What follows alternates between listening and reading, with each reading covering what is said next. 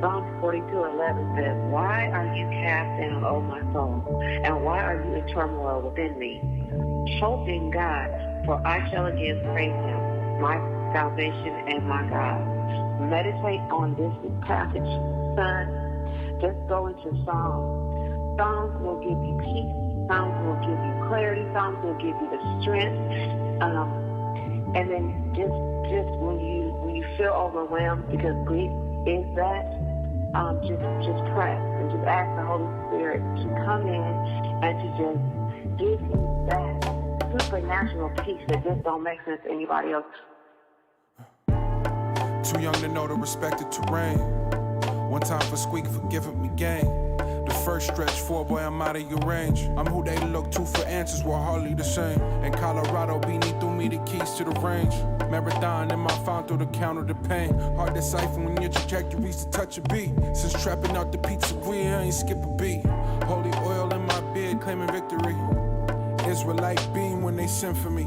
I'm not a product of fear. Sanctuary in the cotton field. Still Gazi make me a partner, then we got a deal. Been no expense in the foundation when you tryna build. Seen Lil Bro in that casket, then that made it real.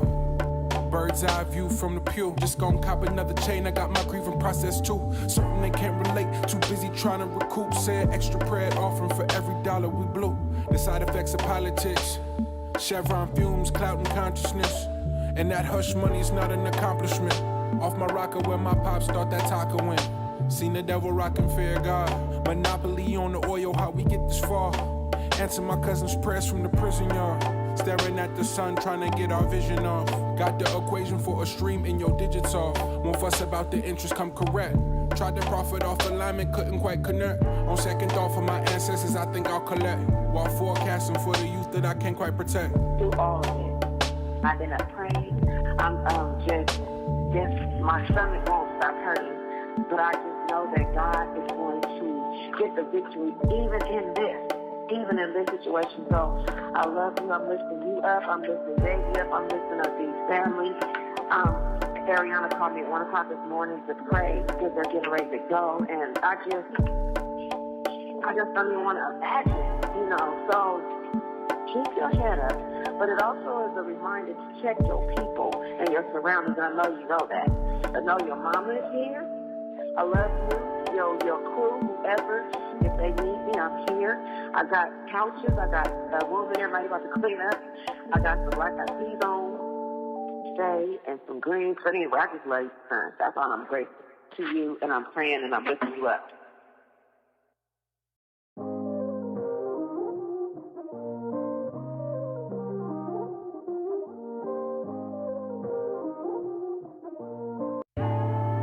Psalm 40.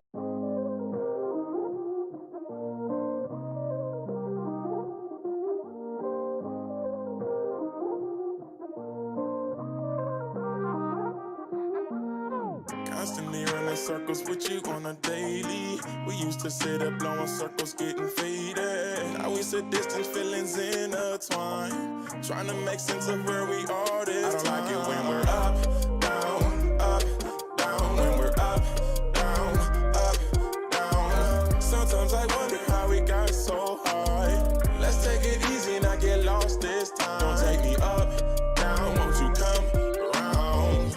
I get high when I feel low, call you my remedy. Caught in the traffic, mind crashing, wondering how we here. Stuck with loose feelings that we hold too tight. We had no issues till we both switched sides. Remember the times you said you would never change up. Stick through the storms and wait for the blessings to rain down. Might fuss and fight, but it's not the end for us. Let's wait and see. Only time can tell what's meant for us. We can't rush anything. When we're up, down, up, down. When we're up, down, up, down. Sometimes I wonder how we got so high. Let's take it easy, not get lost this time. Don't take me up, down, won't you come around? As you pulled up, it would go down. This ain't that old love from my hometown. Again and again, we be catching the vibe. Meet me outside, and you know we gon' slide. We were up, down, flew till we hit the ceiling. Cut me right out, but I know you kept the feeling. If you're coming back round, then I know you still believe. If you get me back now, then I know I'm never I don't like it when we're up, down, up, down. When we're up, down,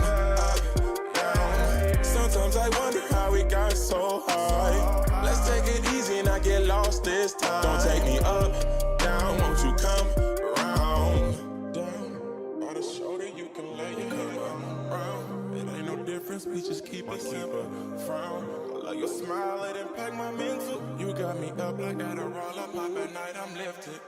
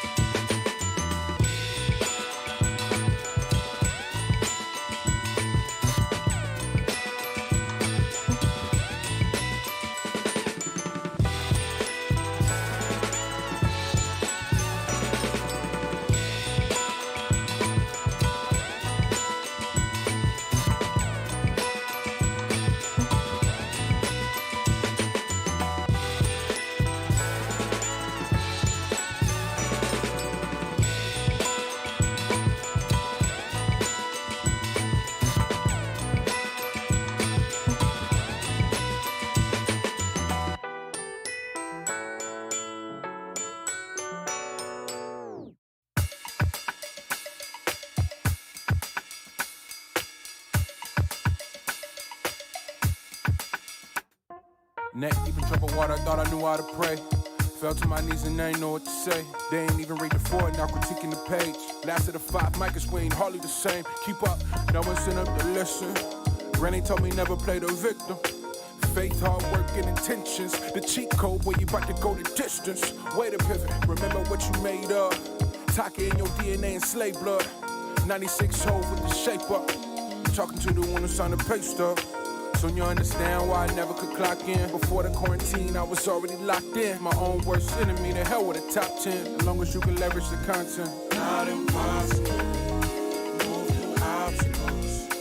No, it's hard for you. Come when you want, but it's on time. It's not impossible. Move through obstacles. I know it's hard for you. Come when you want, but it's on time. Once upon a time, it was hard to dream past the city limits and the state lines. There is church in the wild, where you don't become food. Walking a tightrope before Virgil had off white. On scholarship by day, trapping at night. Crumbling in the Avalon on a 5 test drive. Far enough from the city that we got clear sky. Think I can see the gates from here. Losing my connection, but you ain't interfere. That pain be real, prohibition on tears. Imagine feeling the channel, turn around, build a bridge, and so we're clear. Don't gotta live in fear, take it cool off. Don't let the foolish pride of man here hold you back. Don't wait too late, go and get your truth off. I know it's not adding up, but this too shall pass. Not impossible. Yeah. Move through obstacles. I know it's hard for you. You come when you want, but it's on time. It's not impossible. Move through obstacles. I know it's hard for you. Come when you want, but it's on time.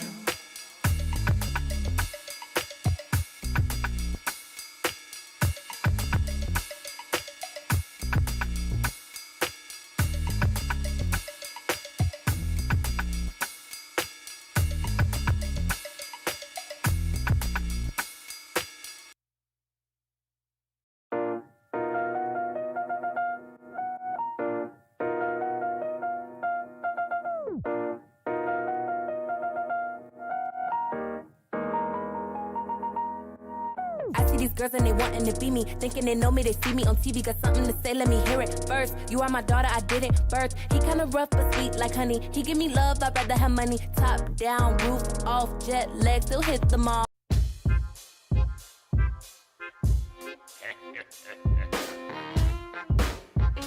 Step right up! Step right up, ladies and gentlemen! Step right up! What do we have here? Welcome to the carnival. Ladies and gentlemen, step right up, and I'll let you in. Hope you got a heart of gold. It'll test you, friend. Think you got it figured out? Guess again for the carnival. Ladies and gentlemen, come on, play the games. We'll pretend you win. You're a hardy soul, a fine specimen. Step within the circus tent. Let's begin. Get ready for the ride of your life. I mean business, like the sharp side of a knife. I'm the ringleader. Mostly you don't see me, cause I stay out of the spotlight. It's easy, believe me, cause you're so distracted by what's in center stage being overacted. The ropes and elastic, the sawdust and sequins, they tell a story you all just believe in. You're so gullible, as long as it's colorful, bright and shiny. Yes, isn't it wonderful? Stay comfortable, relax, sit and watch it while I creep behind your backs and pick pockets. I don't stop at nickels and dimes when I want your time and the thoughts from your mind. Don't worry, it's fine. Stop looking backstage. Why you so curious? Act your age. Welcome to the carnival. Ladies and gentlemen, step right up, and I'll let you in. Hope you got a heart of gold. It'll test you, friend. Think you got it figured out? Guess again. What a carnival. Ladies and gentlemen, come on. Play the games. We'll pretend you win. You're a hardy soul, a fine specimen. Step within the circus tent. Let's begin. Acrobats contort and twist the truth. Things in cages cavort just for you. Clowns fight each other and pretend they died. They're so good you forget they're on the same side. See that tightrope walker? Place your bets. She might fall and there's no safety net. Ah, your face is wet. Are those tears of joy? Watch animals dance when they hear the noise. We play them like a fiddle from the time they're little. Whip them into shape so they never solve the riddle. How can so few control so many and take their money down to the last penny? How can one man tame 10 lions and keep a whole crowd laughing and crying? Easy, distract them and they'll never know. But anyway, have fun, enjoy the show. Welcome to the carnival, ladies and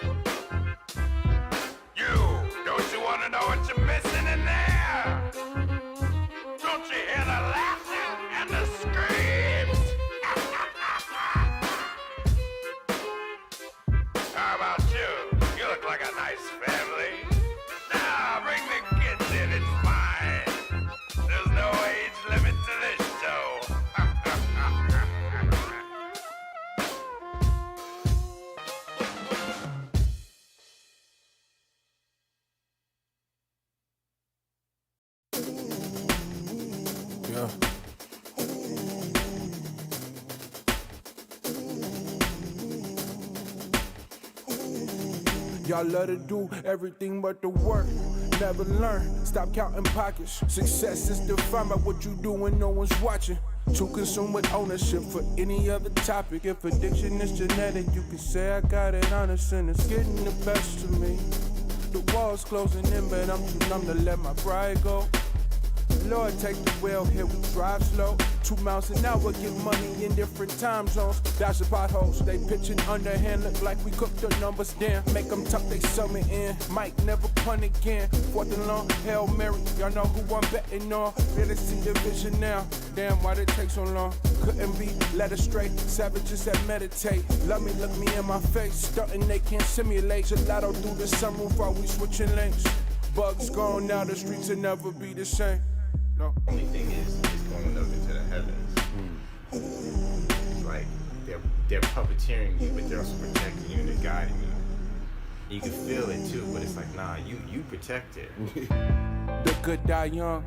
Don't wanna be misdiagnosed, I cush my lungs. Who knew the last time be the last time singing knows I love. From hoop dreams to a triple beam, goals got hung, no, and not out to dry. Rebel music, we won't never comply. My brother got shit to heaven, he just wanted to fly. Enough tears of water, these flowers, I didn't know I could cry. Swimming upstream in this bottle, no lie. And it cost me a lot, up to my neck I'm in debt. But I'ma shine in your honor, that's how I pay my respect. That's it, that's it, that's it. That's it, cut it off. Cut it off.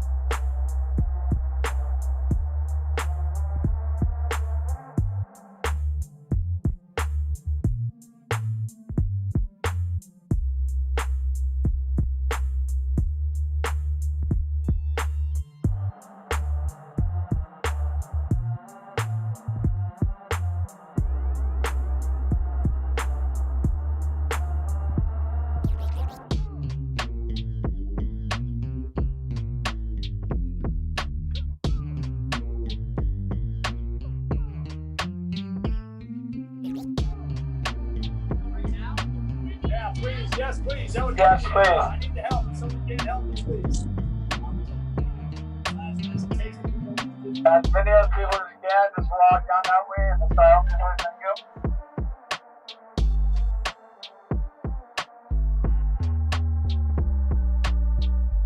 So how do you guys all feel about the situation going on right now?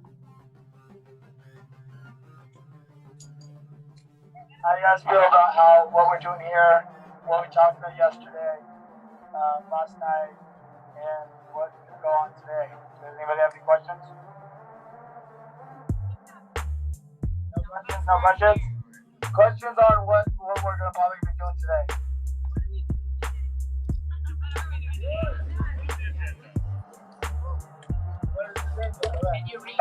The agenda right now is we have a few speakers up here.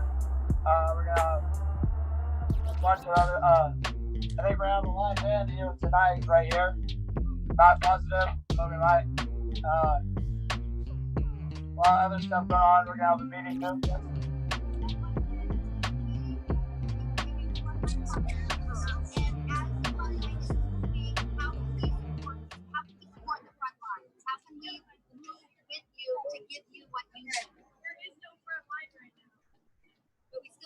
So the front line right now is basically down there. We have access to people.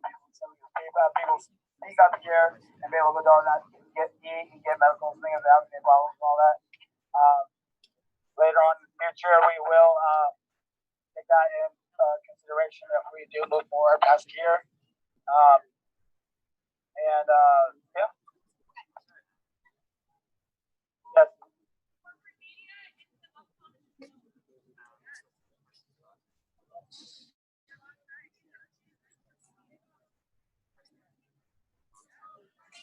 Arrow, Tomo, Boss,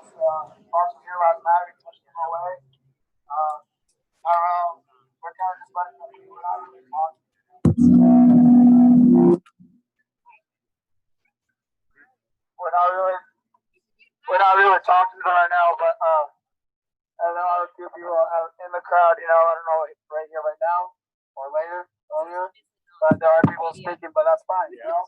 They want to spend how they want to feel it. Test. Can everybody hear me? We got a microphone.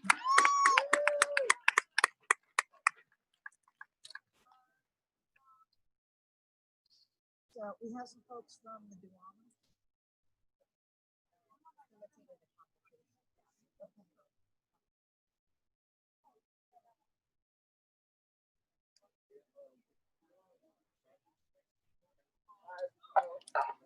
All right, now any more questions? Yeah, you got your hand raised, yeah? How are businesses that are operating in the autonomous zone interacting with us, right? You have like mad businesses like woodworkers to other small businesses that are trying to operate. Like, how are we gonna like work with them instead of like freezing them out? And residents and things like that. Like, you had the fire department here, you had SDOT that's willing to work with us. You have these barriers that are temporary and they're willing to help fortify, but we need to at least come to a point of like who is allowed in and at what point, right? What time of the day or things like that.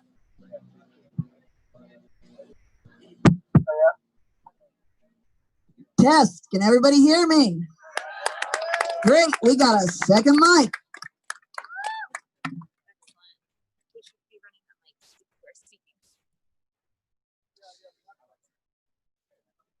That was a good question. So we do have people working with you have to do like you just said.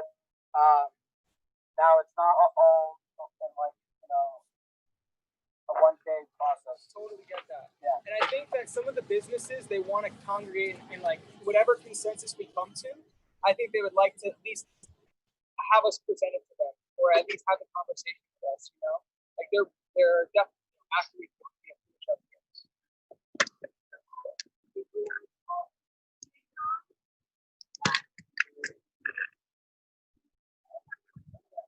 Cool.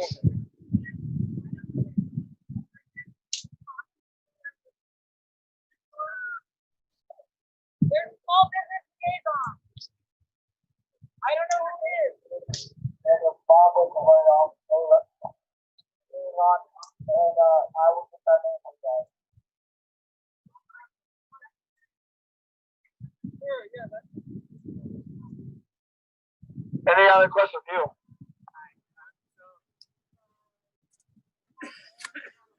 Do you have like a light, what about the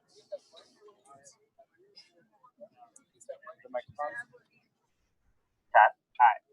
So who can people go to that are actual residents of the autonomous zone to address concerns that they have about the area? I'm assuming most of this will be on that. The best thing for that is to them directly. All over the lots of ideas. Those are in the place, but if you see them with our eyes, there's a few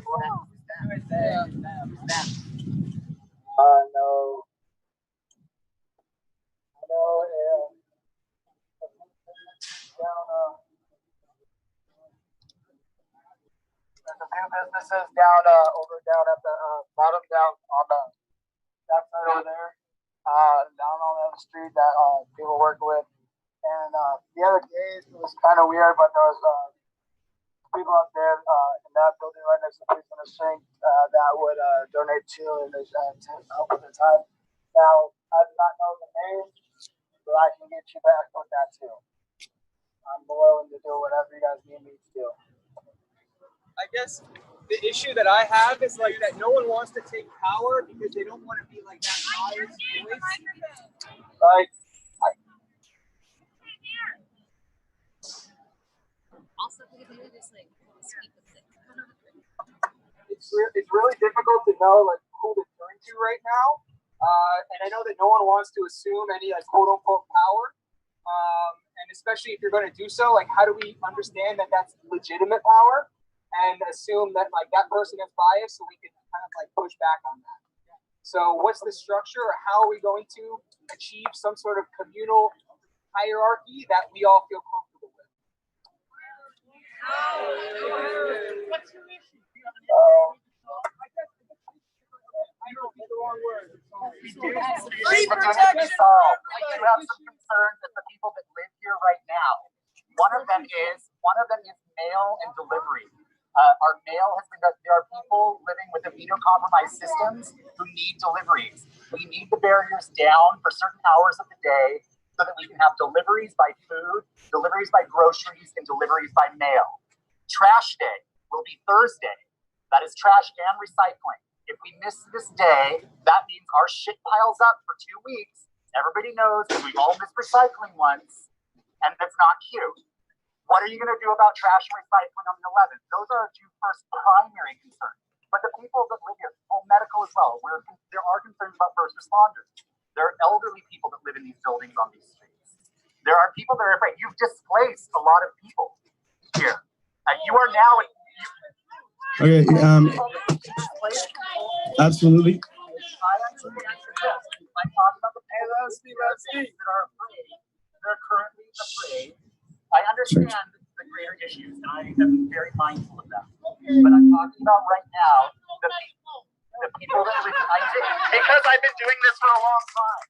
Because I'm an activist and a protester, and I've been out here for a long time. All right. Now my goal is to speak about the needs of the people that are living in this area, and there are many of them that are afraid and don't know what's happening, and they're looking for answers. That's what we want. Yep. No, I mean, I think that's it. Those are some of the initial concerns that we have. Those are some of the initial concerns that we have. The barriers in general are a question. You know, I want to support what you're doing here. I think it's a fantastic experiment. I look forward to seeing what you do with this great opportunity. And I don't want to step on the greater message that is of vital importance at hand. But as the people that live in this area that is now being called the autonomous zone, there's some real just day-to-day nuts and bolts things that we need answered as well. There's deliveries for the businesses. Some businesses can't get delivery trucks in. So we do need... Okay, well, all right, great, no worries. Sure, yeah, understood. But yeah, so, you know, those are just real concerns. And then when we try to ask these questions, it's them, there's nobody there to help us. And so now we're just starting and opening that dialogue. And that's what the whole idea is to figure this out now, because this is all very new still, right? I mean, time feels like it's been going on forever, but this has only been a day or so. Thank you for your voice. Brother, what's your name? I had a conversation with you. It was like a 40-minute conversation yesterday. Cam, yeah. We're here. We had that conversation. You know my name. You have my number, email, and that is one of our biggest concerns. We've been having meetings with the fire department, SPU, SDOT, and even the mayor has sent her assistant every morning at like 5 a.m. or something like that, 7 a.m. I think or something like that. They're all calling my number, and then I try and bring as many people that are out here as possible. Usually there's like 12 or 8 people. And then we have a conversation about what we can do and how we can help. That's why we changed the barricades. We're trying to take away barricades and put planter boxes. We've been putting up the porta potties, and those have been getting drained out twice a day. We've been cleaning up our own garbage, but then we also have, you know, garbage people who are doing that. We had concerns about the trash cans and making sure that we knew where they were at, and that they could actually get to them, and they haven't had an issue with that. We have the ingress and egress already taken care of. That's why the barricades and the planter boxes have 13 feet, because the trucks that need to come in are 9 feet wide. So we have 13 feet to give them extra. We have already said anyone that needs to come in or out, residents, especially delivery people, come in, come out. We're not in the way of that. And we will double check and talk to anyone because we're not one group, it's everyone here. So we're just communicating, that's all it is. And that's why I want to communicate with you about that. We do not want to be a nuisance to anyone, even though I think everyone has the right to be, but we still don't want to be because we're better than that. So we're trying to, we understand that you're here and we want to respect you as well. I like to be a respectful person, just period. So that's what we're doing, and just communicate with us. It doesn't have to be an issue. We're just finding solutions at this point. So yeah, but we'll get back to it. Thank you, guys. Thank you, Cam. Okay, for everybody, you know, we're taking suggestions, we're listening the best we can, but before we get into the crux of what we came here for today, we have to first acknowledge that we were on stolen land to begin with. So we didn't get a free land, we reclaimed this land to share with our indigenous brothers, sisters, and fellow humans, okay? So, yeah, absolutely, make some noise for them, but we got it back for you. We got it back for you, now you can come here and handle it. Now you can come here and handle it from here the right way. We have a chance here to do something the right way, you feel me? We really do have a chance to do something the right way. Hell yeah.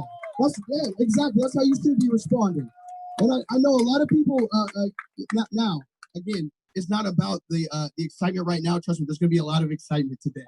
This is gonna be a beautiful, amazing thing. But what we need to do is establish that this was stolen land. We reclaimed it, and now we have to understand the traditions of our indigenous friends and brothers and sisters and human beings. You guys understand what we're saying?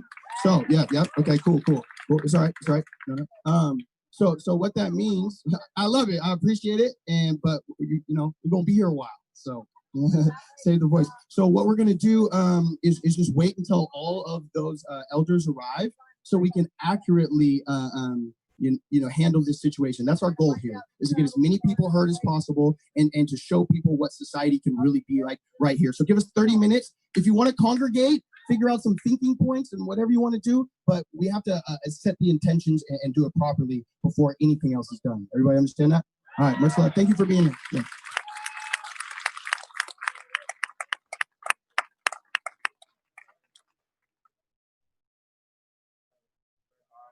Will you text Alvin and tell him to maybe go on pause? We are waiting for.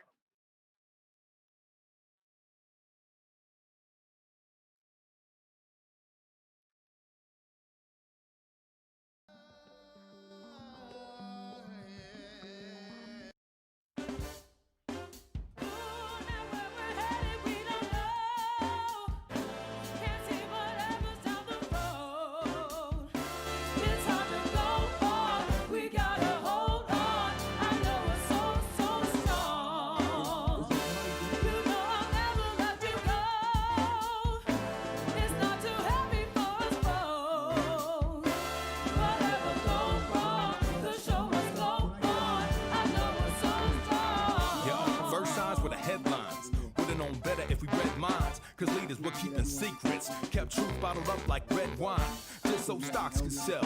Before the Dow Jones dropped and fell, making millions by betraying billions, and I hope they rot in hell.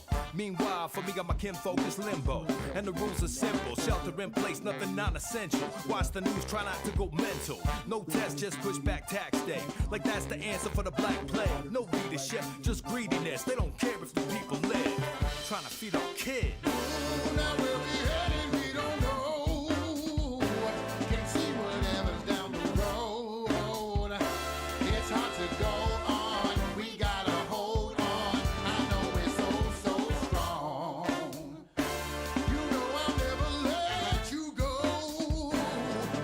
Marty Garrett.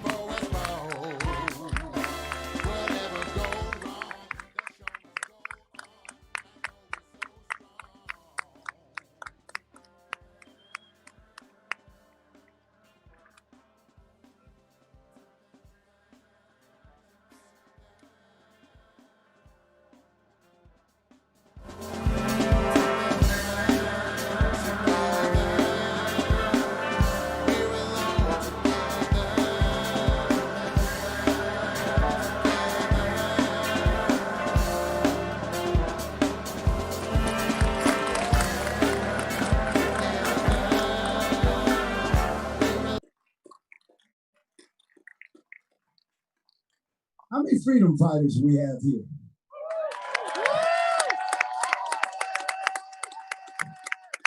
How many protesters? How many rioters? Listen, they asked me to come up here and explain how this precinct got here. We're the only black community in America that blocked the police precinct from being sited in our neighborhood. Kitty corner from our library, Douglas Truth Library. A block and a half from Garfield High School. across the street from SVI.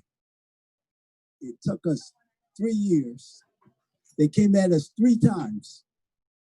If they had to come the 4th time, well, here's something real interesting. We did it with 3 black folks and about 30 lesbian, gay activists.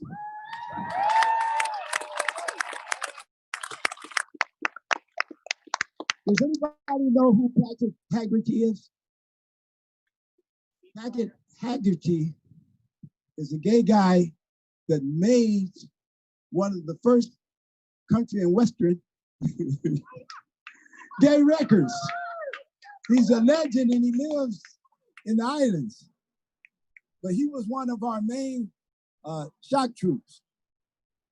So when we defeated them the 3rd time, we was bloody. If they had to come the 4th time, they might have ran over. So the mayor called me and said, where to put it? I said, put it down on 12th and Pine in the gay neighborhood. Why? Because we knew the gays didn't want it down here either. So by the time they fought it off and they came back at us again, we'd have our energy back. But the rich gay neighborhood accepted it. So that's how it got down here. So every time I get arrested, which is 20 times, 22 times, and I defeated them 20, and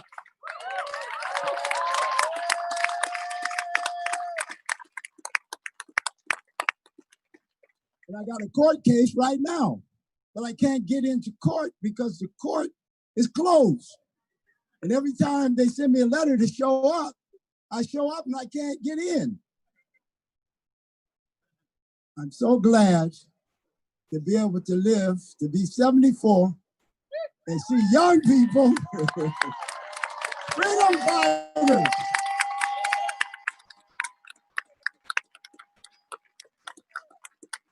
Unfortunately, I got arrested at WTO, but I was proud of Seattle because they couldn't get nothing accomplished.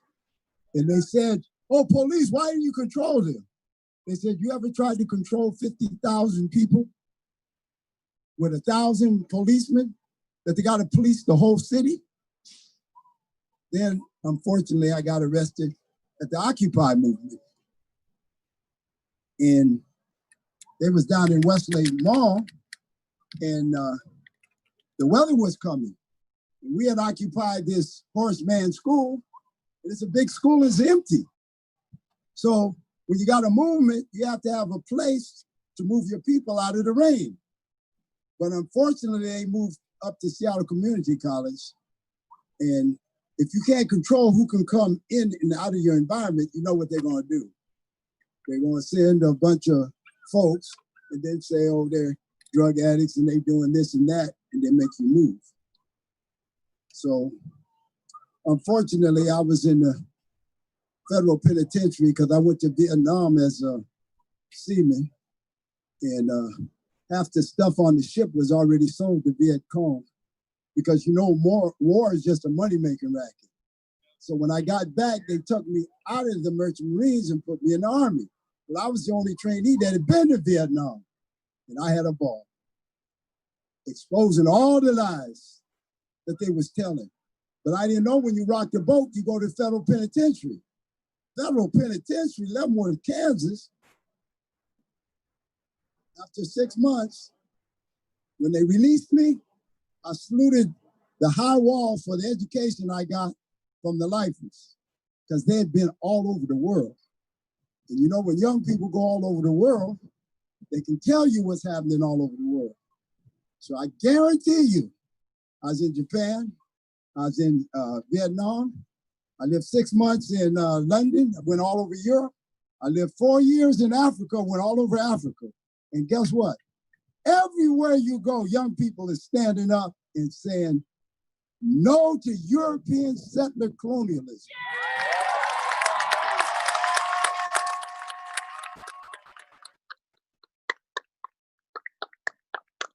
Now they try to confuse you with racism. Well, how can there be racism when there's only one race, the human race? On top of that, We got different colors, different cultures, different religions, but guess what?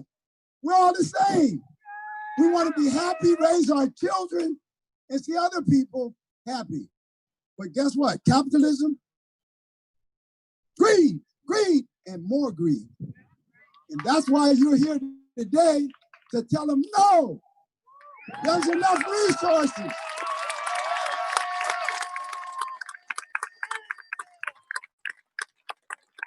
There's enough resources in the world for everybody. But Bezos is moving to be $1 trillion man. Can you imagine one person, if you tell him to count all of his money, he'll be dead before you count it. In the city that we live, every direction you go, somebody living in a tent. And this Bezos got $1 trillion. How can you have an economic system that allows one person to have $1 trillion and other people can't even afford a place to live? So I want to thank you all for being freedom fighters. Everybody put up their fist.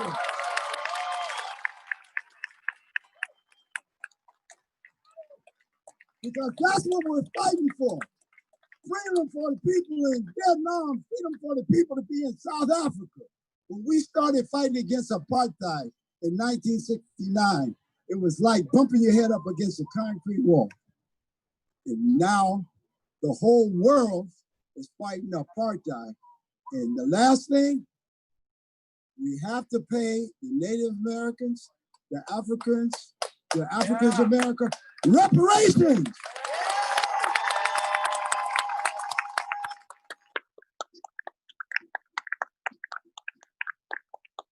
We can't just say, oh, we're sorry. We're sorry. You know the police don't kill millionaires? Who knows where Broadmoor is? Broadmoor is where the rich people live at the bottom of Madison. They don't allow a Jew in Broadmoor. They don't allow a Black person in Broadmoor unless you're coming in to clean the toilets. Now they decided they're going to make the whole Central District Broadmoor. But guess what? You're here to make sure that doesn't happen.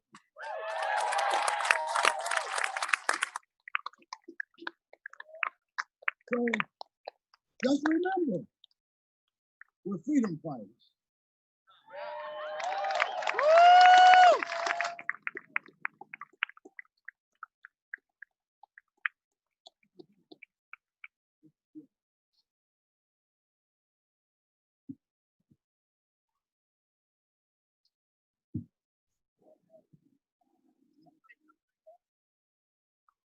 I'll get you my number. My phone is out of service right now.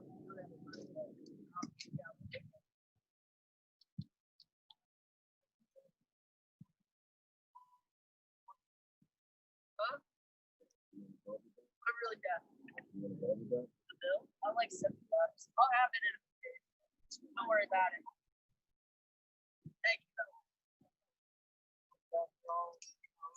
Yeah, I live. Peace, y'all. It's KY King Garrett, Africatown Community Land Trust, Central District, King County Equity Now, and the son of the living legend that just left the stage. So I was asked to speak about King County Equity Now Coalition and the demands that are being pressed there. But I have to ask you a question first. Take a knee. Take a knee. Pay the fee. No, pay the fee, right? Take a knee. Pay the fee. Take a knee. Pay the fee. Hug and hold hands. Free the land. No, free the land. Right? Hug and hold hands. Free the land. Hug and hold hands. Free the land. No, free the land. All right. So we want to just stay focused on what we have to be focused on, right? And that's what this coalition is about. And I appreciate the opportunity to come and share, be in the community of those that held this down freed this land for this time, you know. Been on this front line, all of those that's been serving with mutual aid. Our brother, Omari Salisbury, he asked me, you know, I don't know, 10 days? 10 days, you need to come down here. You need to come down here. Leadership needs to be down here. And I'm like, the leadership is gonna come from the people that are there, because we're on the front line in our community in the Central District in the South End where they got their knee on our neck, and we're making sure that our strategy is strong so that we can free our land. So give it up to everybody that freed the land right here. You know, give it up to that, you know. Forgetting, I mean, who does this public facility belong to? Whose building is this? Who pays for this building? Okay. Sometimes a lot of people forget that, right? So, yeah, he asked us to come down, you know, 10 days ago, and man, this is, you guys have been blessed to have this brother up here, you know, delivering the information directly to the community, to the world as that, you know. He came and he helped us, you know, set off the Africa Town Media, and now he's here building his platform, the Converge Media. People continue to support Converge Media, giving a voice to people. That's important. Communications is critical. So they couldn't do things that they wanted to do maybe because there was a lot of eyes on them. So let's give it up for Brother Omari Salisbury and Converge Media.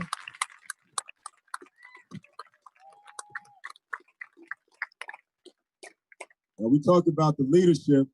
We all have to lead. We're not looking for any messiahs, right? No one's coming to save us. We are the ones that we've been waiting for, right? We are the ones. We learn from all those great leaders that came before us, and we learn from the leaders that are amongst us, and we share with each other. And someone might be best, and someone might be on a certain post, but we all have to take our sacrifices. So,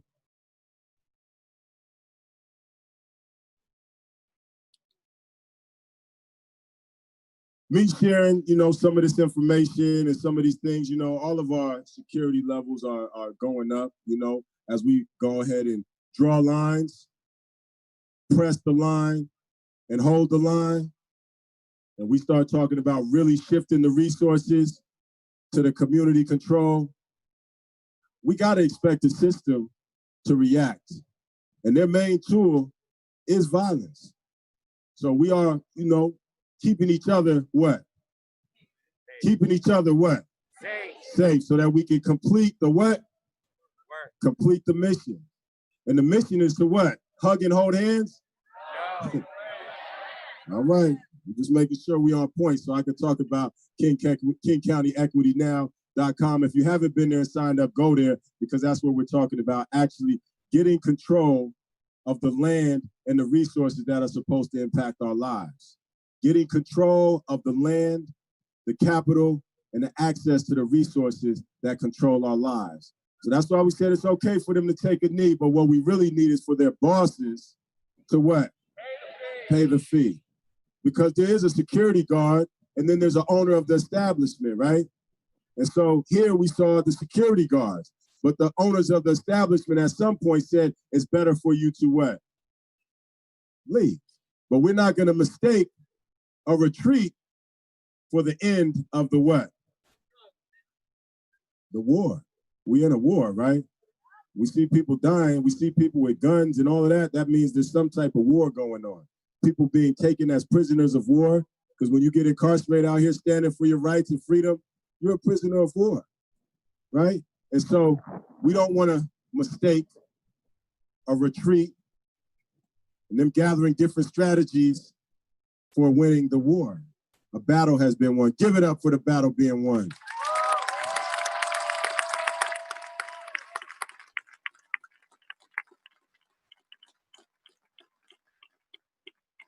And this is an example to others that the people have the power, and when they don't trick us and make us fearful, we can win.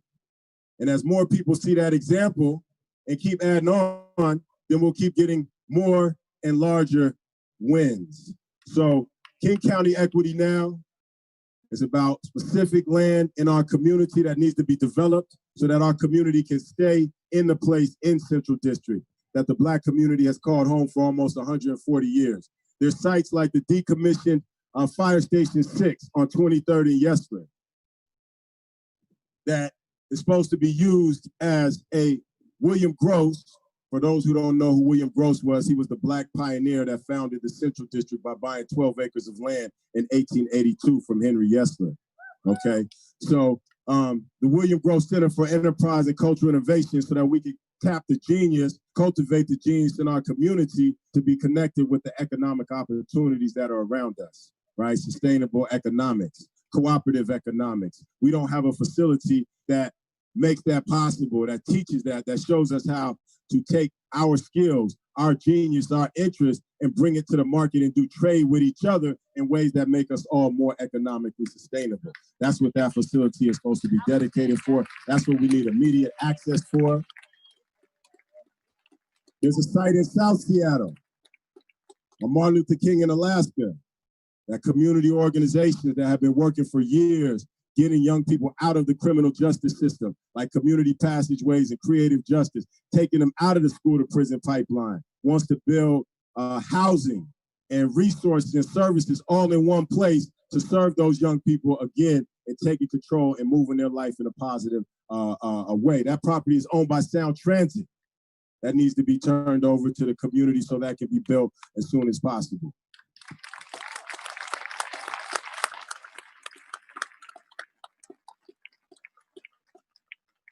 The other major thing, there's other properties that are identified that you can see when you go to kingcountyequitynow.com, and more will be coming on. But the whole point is that we need equity across all aspects of life. So the plan is just beginning, but we need equity in education. We need equity in healthcare. We need equity in the economy, right? And so people will come forth with their best plans, what they call it crowdsourcing, the brilliance and the best ideas that we all should get behind and put our collective energy, because when our collective energy is behind an agenda, it moves us faster. It moves us farther. So that's what that's about. And the other important thing is control over the resources that are supposed to impact our lives. There's hundreds of millions of dollars, billions of dollars that are allocated. It comes from the government. It comes from philanthropy. And it's supposed to make things better for us, improve our education, close the achievement gap, other social services, hunger, job training. But none of these resources seem to be under the control of the communities that they're supposed to help. So we want to make sure that those communities have control so that self-determined, community-based, community-led, and community-accountable solutions can be put in place. You support that?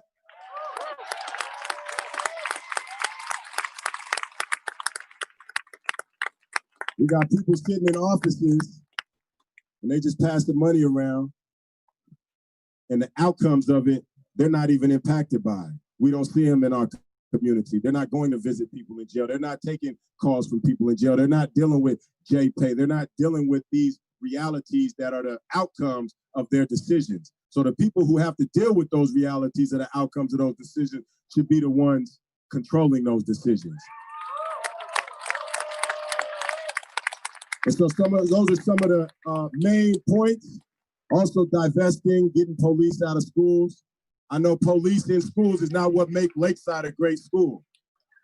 That's not what makes it a safe school, or Seattle Prep, right? It's having access to the resources, the technology, the opportunities to travel all over the world and things like that is what makes those safe schools and great schools. And so that's what we want in our schools, not a police officer getting paid $150,000 to get people and introduce them into the prison industrial complex. And of course, divest. You guys gonna make this a community center? Is that what this is gonna become? A community center? Hey, I look forward to it. Whatever you decide, you've been here, you are the people, you make a decision and that's what it becomes. And that's the same thing that we're focusing on in the Central District and in South Seattle is taking control of our communities and what happens in our community. So that's how we're gonna make it safer. That's how we're gonna make it greater. It's for equity now. Pay the fee. Pay the fee. Pay the fee. Free the land. Free the land. Pay the fee. Pay the fee. Free the land. Free the land. Peace.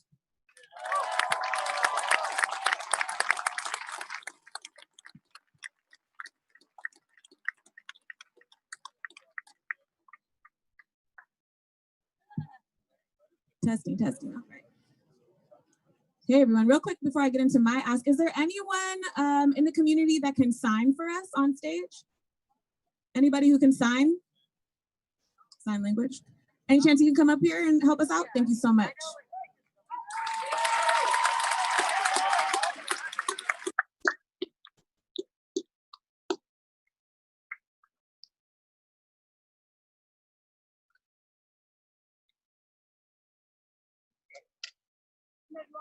Just gonna wait for them to set up shop for I talk to you all. How's everyone feeling?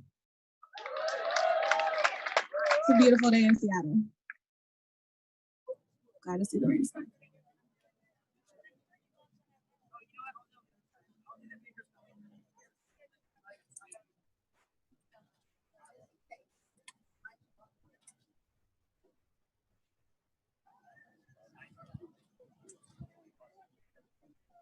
Okay. All right, thank you. Thank you for coming up. Thank you for volunteering your services. Hey everyone. A little nervous. There's a lot of people. I never spoke before this many people before. Thank you. My name is Nadia Miller. Everyone who loves me calls me Naz. I was born in Tacoma, raised in Seattle, 31 years old, educator, entrepreneur, queen mother, revolutionary thinker. I'm raising 2 Black boys in the city that I love. And I want to tell you, it's important to me to tell you a little bit about myself because I'm going to ask you for your help in a moment here. This is the first time I've been back to the newly dubbed autonomous zone since before the precinct was left to us. And what amazing changes. It's beautiful to see all your faces out here.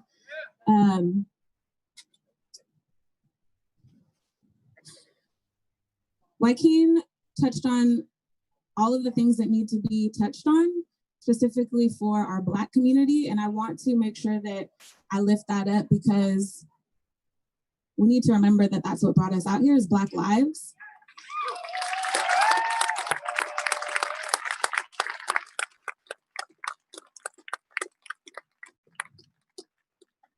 And I'm so thankful to see all of your faces. And I have been thankful every single time I've been in this space. I've been thankful to see everyone's faces here fighting for Black lives. I just can't help to notice every time that I'm here that it's hard for me. I don't see as many faces that I know identify the same way I do as a Black woman, as a Black person. And so what I'm gonna ask your help for today is filling out a survey. My mother's here. She just flew up from LA. Miss Jessie. She will drop her bio way better than I can, but she's a decorated activist from Tacoma. She came up here specifically because she's seen what's going on here, and she's been down in LA as well. And she wanted to come help me because she knows that I've been preparing for this revolution for a long time. Just before the protests really started heavily, we paid the fee to launch our family's nonprofit. And that's a big deal because that's business, that's economics. And we're talking about generational wealth in the Black community. Before we launched that nonprofit, we were already entrepreneurs, again, generational wealth in the Black community. And that's something you should give it up for. And yeah.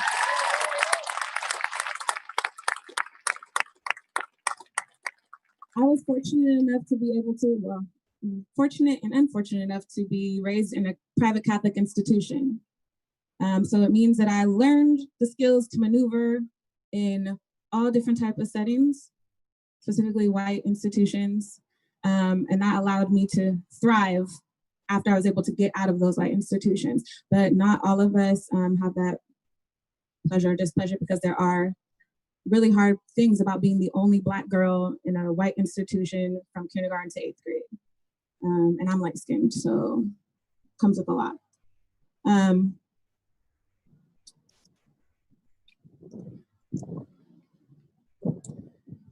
I want to see more people that I know identify the same way as me as a Black woman out here on this hill, because it's about us.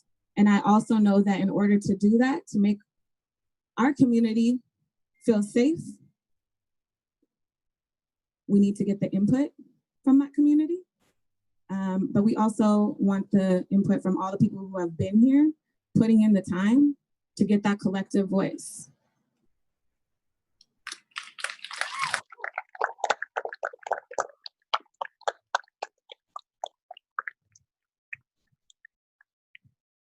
I've been working mostly behind the scenes, strategizing from home in my home office and things like that, because I recognize that my role out on this front line was not the same as everybody else's. I'm not comfortable, chanting at police and things when that was the MO, but I am comfortable talking to people like this. So this survey is to identify where you all think that you can plug in, where you want to plug in. It's also important, community gathering and discussions are great, but not everybody feels comfortable speaking in front of this amount of people or even smaller groups. So for those of you who feel like you need a place to voice your opinions, concerns, ideas, that's what this survey is for. These results are going to be available to everyone in the team here who is wishing to continue to grow this. Our organization, the Harriet Tubman Foundation for Safe Passage, we'll be using it also to organize further.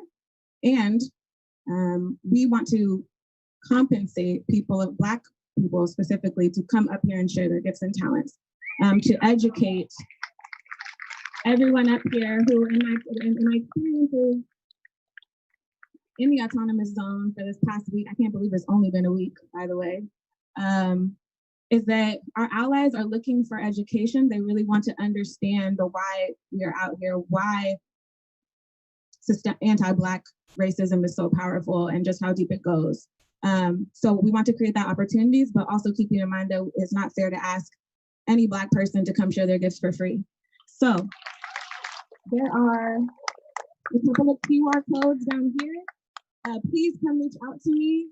My mother, my best friend Kai, business manager, will have the QR code. We've got the short link if you can't scan, and also would love to connect with you further. Thank you so much. Power to the people. Y'all make some noise for Nas. Come on now, make some noise for her, please, please, please.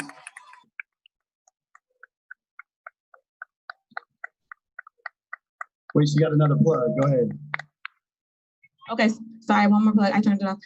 Saturday, we're bringing our network of Black women up here to the autonomous zone to come share what they're willing to experience this firsthand. And if you're interested in getting on the mic, getting a little more information, please reach out to us. We're right over here.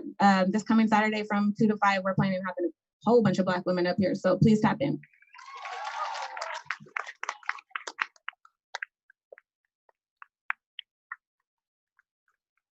All right, y'all, you free people. What we're gonna do next is a absolutely critical step. It's amazing that everybody is here, but we have to begin to understanding our own individual roles. So we're gonna break out into some think tank groups, excuse me real quick, let me just come out here. All right, let me come out here with y'all. Go, Miss Knight. Jesus Christ. Am I good? My apologies, Okay, so we're gonna break out into some think tank groups here in a second. And so what I want you to do first is communicate with your neighbors around you. Get to introduce yourself, because when we're building community, the best way to address community is to understand your community members. Yeah, absolutely. Yeah. Oh no, I just said, is it okay?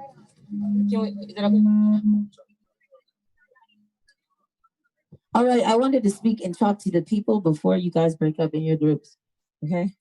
I think a few of you, a lot of you have heard me speak before. Yeah? Him and I heard too. Yeah? Because I've been here every day. I told you, every fucking day. And I meant that shit. So I get what the fuck I want every damn day. Okay? Some concerns I have that we need to talk about when you talk in your little groups. Okay?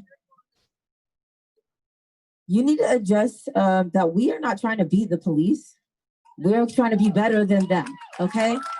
So when it comes to policing each other, we need to do better. And I think the things that have taken place in the last couple of days are definitely proof of that. We can't do better. We will do better. All right. Speak that shit into fruition. But we need to start talking about action and a plan now. Please do that within your groups. Okay. Maybe we can provide some training and get some official people that have the mental capacity to do so, to do that. All right. We'll figure it out. But we need to do this together. All right. It's on us, leader. Like, there are leaders here, but you need to understand within your little clusters, you got to make leaders too. That is the only way this is going to work. All righty. Okay. Next, I said this yesterday, not all of you were here. It is very important that you take care of yourself. Take care of your body, your mind, and your spirit, because you cannot be here with a fucked up head and not at 100%. And we can't ask you to do some shit and think you're going to deliver 100%, right? It doesn't go in hand. So what we need is people to take care of themselves. We really need that.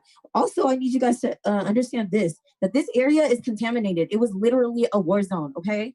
I am being affected by the chemicals I was exposed to still, all right? So it's important that you take your hot showers, drink your tea, do what you got to do. See us, you know what I mean? You really got to pay attention to that. We need to also talk about cleaning these streets, okay? Not just keeping them clean of garbage and trash, but I'm talking about putting up our own art. Let's get in contact with Native Americans. Let's give them their streets back too. Okay? Okay? It sounds like we can agree on that right now. So that's something to talk about in your cluster as well. We need to address that, okay? Stop saying our streets. These are not our fucking streets, guys. Okay?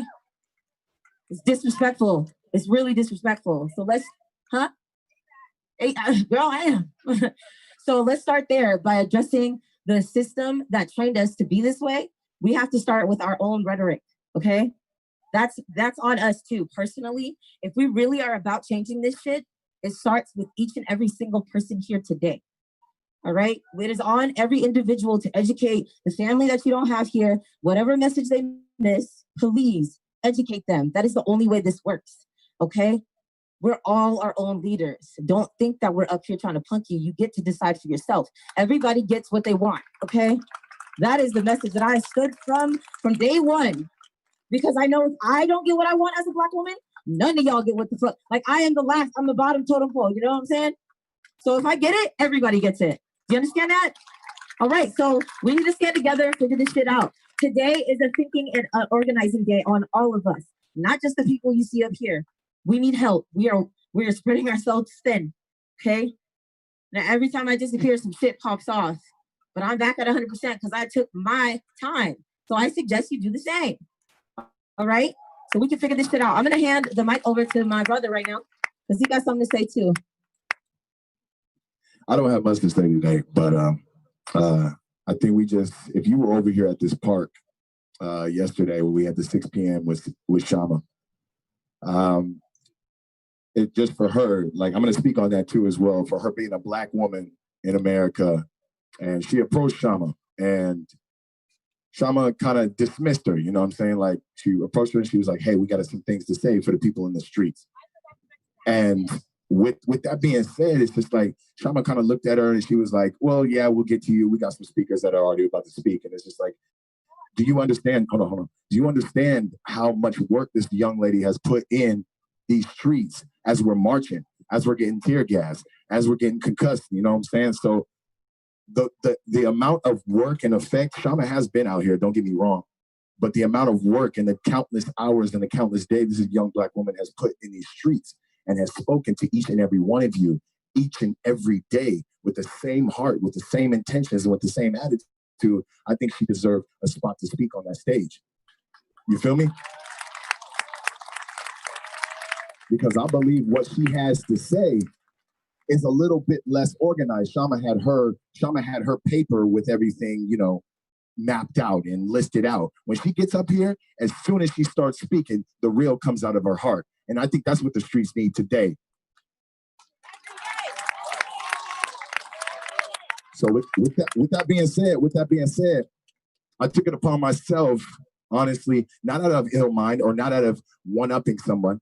This is what she's talking about when you get in these circles. When you get in these circles, you have to be the leader within yourself too as well. Because if you're not a leader within these circles, then everybody starts standing around and looking around like who's going to do what. Sometimes you got to step up. Sometimes you got to be that leader. Sometimes you got to be that speaker. So what I did is I went in there and I told Shama that was the right thing to do.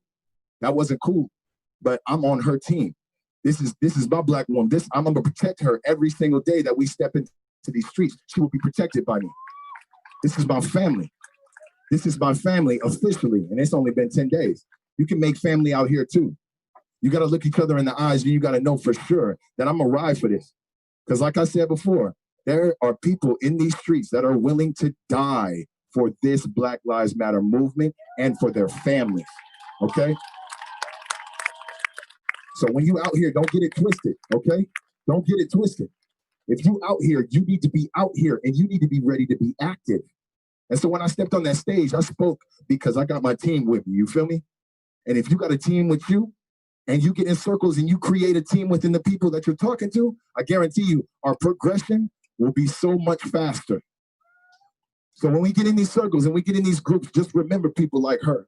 Just remember people like yourselves who spent countless hours and countless days to make change. Can we do that? All right, I think you got one more thing to say and then we're done. Are we good? All right, we good. So get in these circles and get your business done. Okay, hold on. We can't tell. I go by Nate. So you'll be seeing more of me. Like I said, I meant what I said every day until they start listening to us, especially like councilwoman. Understand that was a power move, guys. Pay attention. She's playing politics. I'm playing that real because I want real fucking change. All right.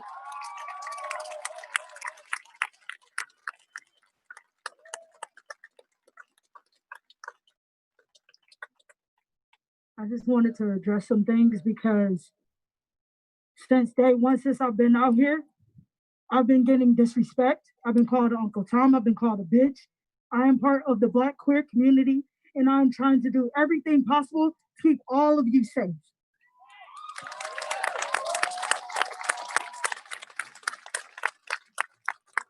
My mom and other women have also said to me, and this is what I found to be true, which is why I did not come out yesterday, because I had conflicted feelings. Don't ever volunteer yourself to a movement because your people will use you. Do you hear me? If you offer yourself up to your own people, they will use you. I'm still offering myself up. I don't have to. I'm trying to make sure that we create change within our city. And I'm new here. I'm from Milwaukee. But I am making sure that we make change. It starts with us every day. Whenever you step outside, know that you cannot be out here trying to make sure that, like it's just about you. It's about everyone. Do not be selfish. Think about that. And I'm on both sides. I'm trying to make sure that we create change within the city council and within these streets because it starts on both fucking sides. We have to figure out how we can work together. I know some of y'all were shaking your head, no, fuck that. But seriously, think about it. Because what happened last night kind of pissed me off a little bit because we had started making sure that, we had that implemented where we were keeping each other safe.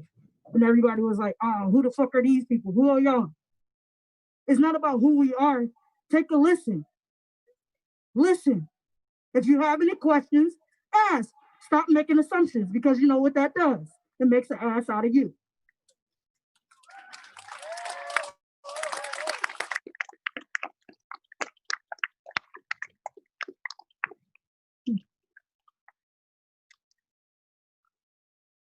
For all my street artists, do not be afraid to spread your voice. Do what you feel. Because it's a point of expression. If that's how you can express yourself, then express yourself. And I can say this because I'm an artist, okay? Know that. You don't have to fear anybody in these streets. Do that.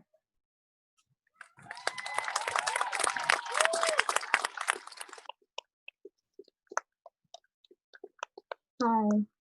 So I kind of came up, I've been out here, you guys have seen me. But I came up here to ask a question that's floating around online that I think we've all kind of seen. In the past 2 days, there are 2 videos that surfaced showing protesters, someone who was graffitiing last night was beat up. And then there are other videos that surface of people fighting between each other, men and women.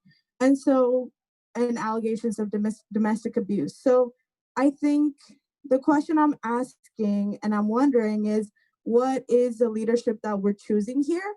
What does it look like? How do we feel empowered by the people that are speaking to the chief, to the mayor? I didn't elect these people. These people's ideologies don't represent mine. And so, but people have self-appointed themselves. And of course, leaders rise to the occasion. I have had to rise to the occasion of having to speak this up, even though I didn't want to, because it's uncomfortable. But how do we let people rise to the occasion, but they have to be held accountable? How are we going to replicate the same shit we're trying to tear down? And so, and I love that I see people here, you know, armed, ready to protect us. I thought that meant we were getting protection from white supremacists. I didn't know we had to police each other. I didn't know graffiti was bad. I didn't know people speaking their mind was bad. And so when we talk about policing and when we talk about defunding the police, abolishing the police, these are big words. And a lot of these ideologies and theories were built on by Black women. How many of you read Black women? Huh? You know, I saw on Amazon, the #1 bookseller right now is like White Fragility, written by a white person. Why, y'all? They're Black women telling you what they've been working on this for decades. And so I love what we do on the street, but it has to be backed by theory. It has to be backed by people who've been putting in the work. We're not new. This has been a thing. Black abolitionists have existed and they've been murdered by the state. And so when we arm ourselves and use our Second Rights Amendment and all that shit, I don't want to see protesters getting policed for our behaviors. We're trying to build a world where we don't have to police each other, where poor people don't have to be policed for their behaviors. And so how do we create a communication where I feel just as empowered like anyone else here to come up here, speak their mind, and hold people self-appointing themselves accountable? Because we did not vote for these people.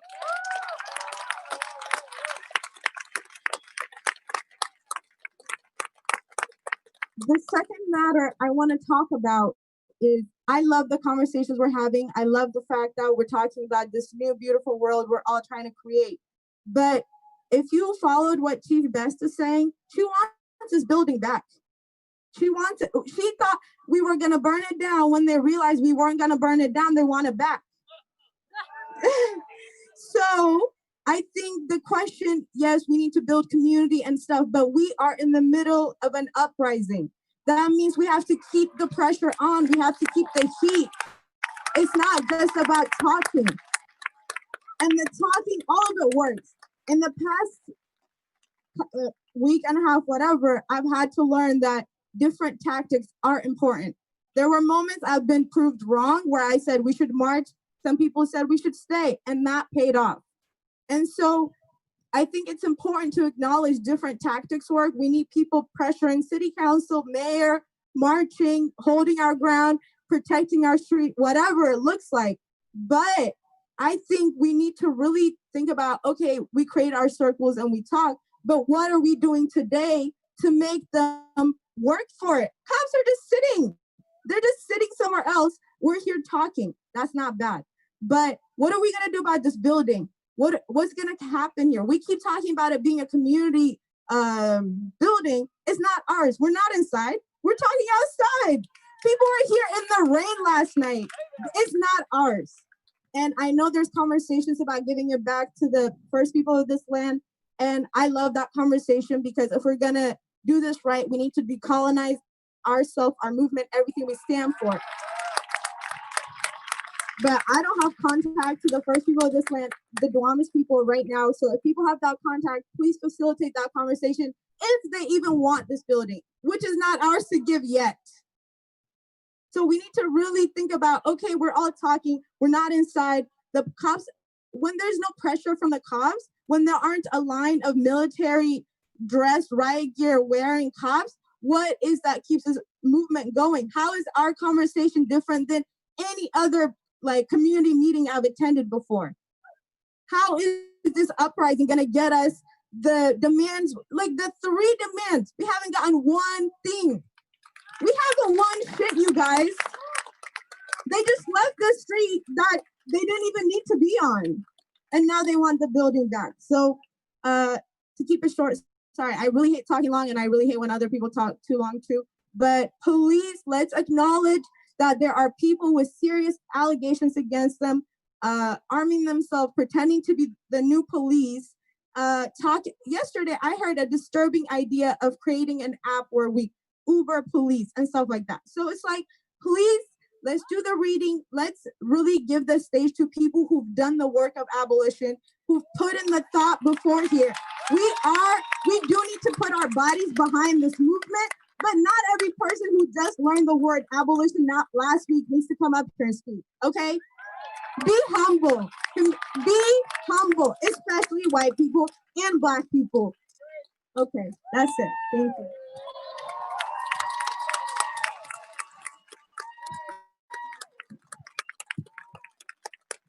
I've been waiting, y'all. All right, I got something real quick for y'all. Some of y'all know me. My name's Kenya. I've been out here for the past 8 or 9 days. I don't know. I just want to say how fucking beautiful this is. How fucking beautiful you all are. This is amazing. We have come together as a city. I'm gonna use my phone because I'm a little bit nervous. I want to forget what I'm trying to say. So we've come together as a city.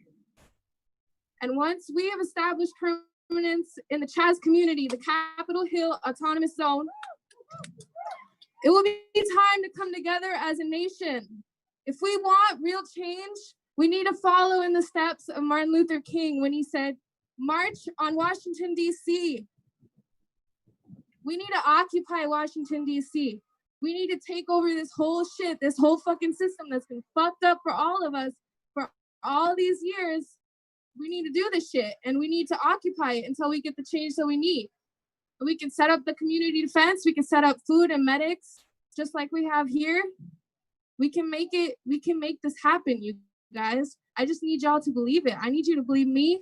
I need you to believe yourselves. I need you to believe everybody that comes up here and tells you that you can make this fucking change that we need. You can do it. We'll take the whole fucking city if we have to. I don't care, whatever it takes.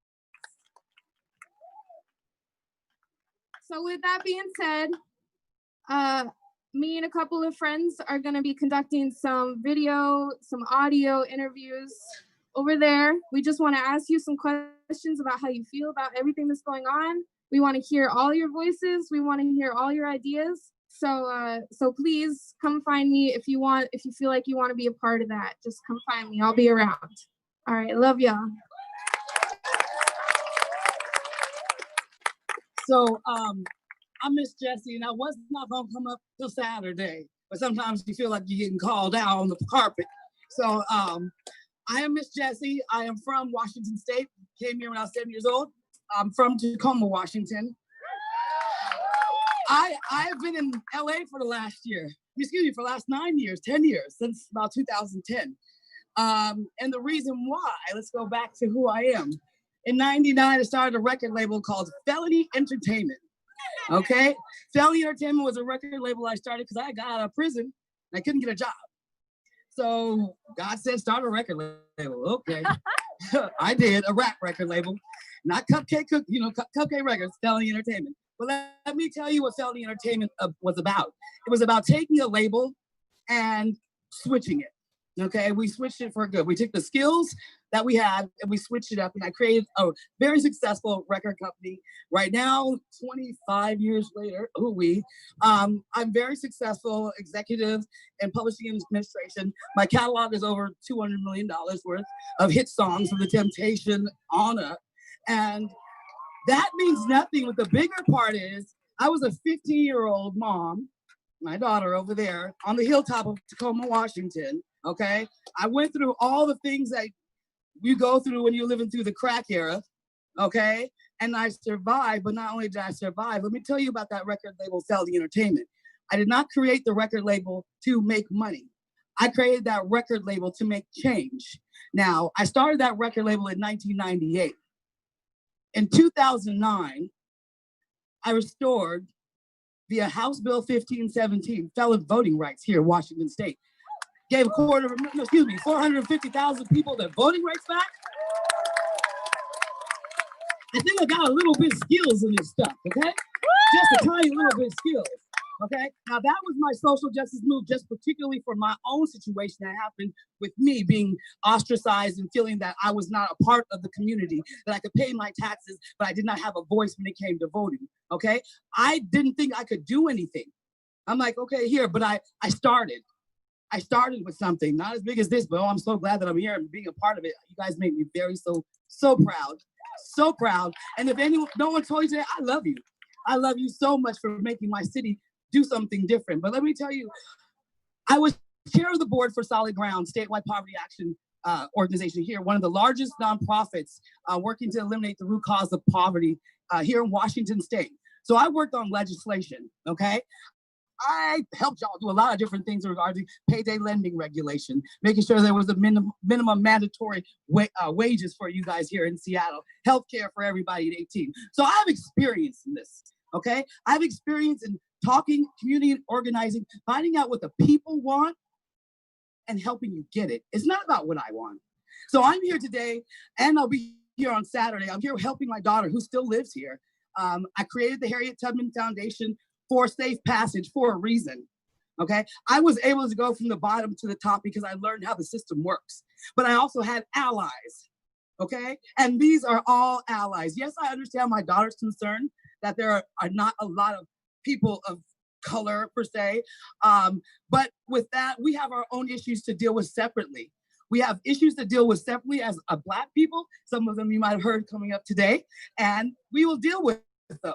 And we also have issues that we need to celebrate of creating that relationship between us so that we know we are all one. It is the human race. And you guys, thank you so much for making this happen because we actually couldn't have done it without you guys to make it go this far. And we know that in order to make the changes, whatever those are that you guys choose, we need you.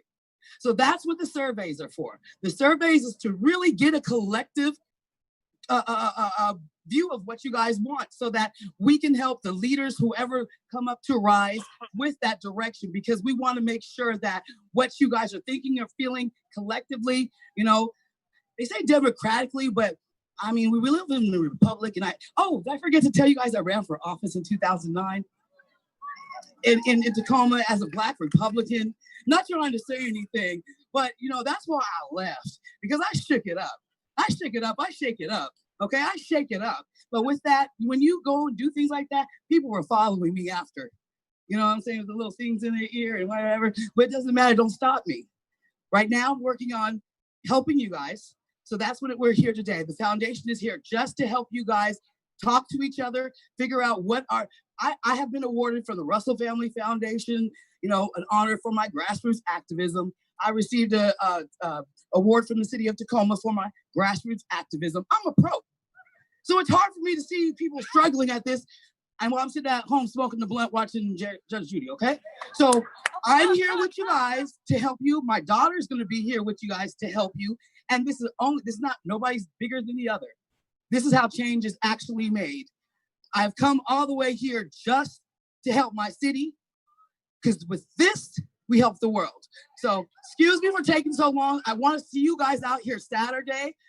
all the leaders want to be leaders, could be leaders, you know, thinking about leaders or just want to help. If you are concerned, there are a lot of people out here to reach to. The Harriet Tubman Foundation for Safe Passage, givemeaplug.org. That's how you can email us. We're going to do what we can, no matter what, for no dollar amounts. So we love you, and I'll see you guys Saturday.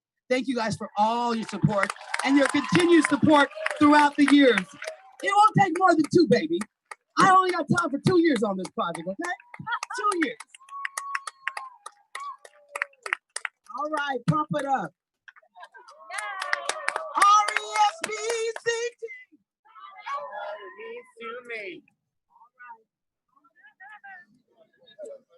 Okay, now I'm Queen Pearl, and I was here the other day, and I'm just gonna talk Black, okay? And if you don't like that, well, you know, you could talk to somebody else about why it's so important to talk Black, because I've seen a lot of you out there saying that Black Lives Matter. I saw you.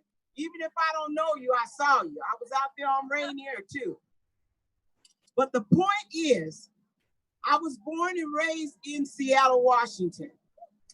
There's not one building that I can account to that we own, and you can correct me if I'm wrong, over there in the Central District, okay? The CD or whatever you want to call it. And I'm at odds with that, because if you go down Martin Luther King Jr. way, you'll see Asian Counseling and Referral Center. And I asked Mr. Pettigrew, I said, well, where's the Black Counseling and Referral Center? And then I'm gonna pull something else out of my hat. When the pandemic hit, I said, what Black organization can we call and talk to about the ills or whatever we're having during this pandemic? Not one person could tell me where I could go, who I could call. Maybe they just wanted me to call Ghostbusters, huh? So that's what I'm saying. If we travel through time and we're speeding up the pathway from where Reverend Dr. Martin Luther King Jr. spoke and talked to us while he was breathing out, and just think about the years that he spent and the date and the anniversary of them going back to I Have a Dream on August the 28th in Washington, D.C. And one of his messages was, where do we go from here? Well, it would tell you that we don't know where to go from here if we look over there and they have, I'm just gonna tell the truth, but you wanna hear the truth or a lie? Because it's time to get free up in here.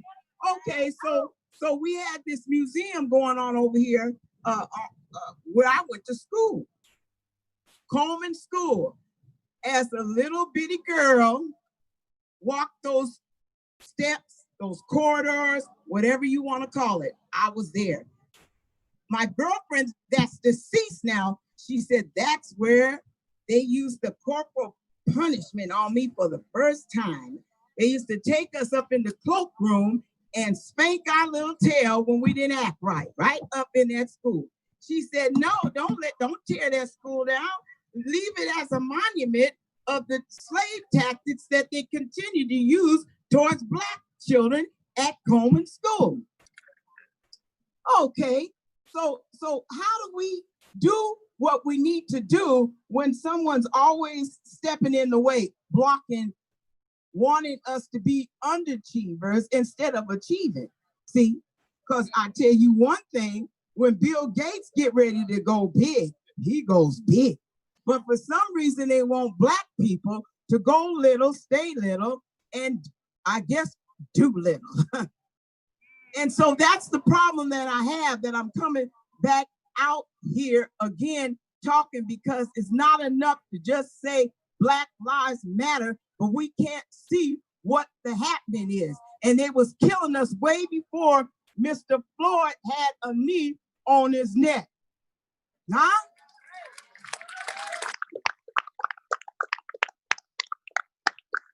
So if you tell the truth, you can shame the devil. Because everybody ain't poor around here. We might have some rich folk out here even on today. Huh? Where you at? You gonna pay my way through life, or you gonna keep letting me suffer? Yeah. So that's what I was talking about. It's time out for all this suffering stuff. And then, like they said, put your money where your mouth is, because you ain't saying nothing. You know money answers all things. Huh? All this like Felix the cat, reaching into his bag of tricks. We didn't had enough of all these tricks and stuff. We had enough shame to last us a lifetime, based upon the color of our skin. And I just, like I said, it's wrong. It's whatever it is, it's wrong, and it need to get right. And it didn't just start with Lurkin Durkin, because there was somebody that came before her, and before her, him, there was another person before him. And it is just a continuous vicious cycle that we are experiencing right in our hometown. And then other people have come here. Because when I tell them I'm from Washington, they said, "Oh, you're a unicorn." I said, "A unicorn? I don't see no horn growing, coming up." Okay, but that's what she was trying to tell me, that a lot of people aren't from here. So we have the transplants against the implants, and everybody doesn't think on the same level. I'm trying to tell you. That's right. Yeah, it'll make you free over and over and over again. And this building right here, walk this street, walk right up in front of it and protested it many years. Never seen it like a skeleton's closet right now. So that's a good thing. That's a good thing. That's a good thing.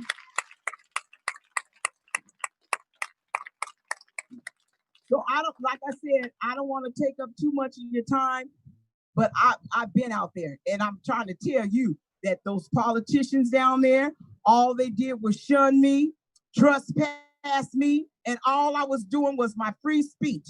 The First Amendment right that we have, that's all I was doing. I wasn't throwing no bricks at them. I wasn't throwing no rocks at them. I was just using my mouth, my tongue. And they didn't like it. So they did all kind of trickery and stuff like that. Okay, Mr. Bashard, you don't come back here for a whole year. And maybe even 6 months or whatever. That's the Department of Finance and Administration that gives those trespasses. And the council can do it too. They can agree upon this mess too. And now all of a sudden they want to jump in and try to act like our lives matter. So I'm finished. I will go to the next level on today.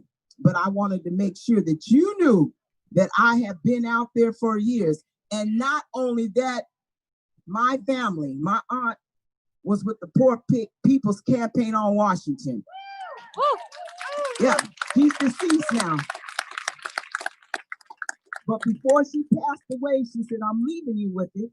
And I said, "Oh my God, I didn't know what she was gonna leave me with." I mean, this is a mess. The stuff that she had to suffer through. And my mother, they were born in Cook County Hospital. They call it Chirac now, but Chicago. And I still have some people back there. All right, have a good day.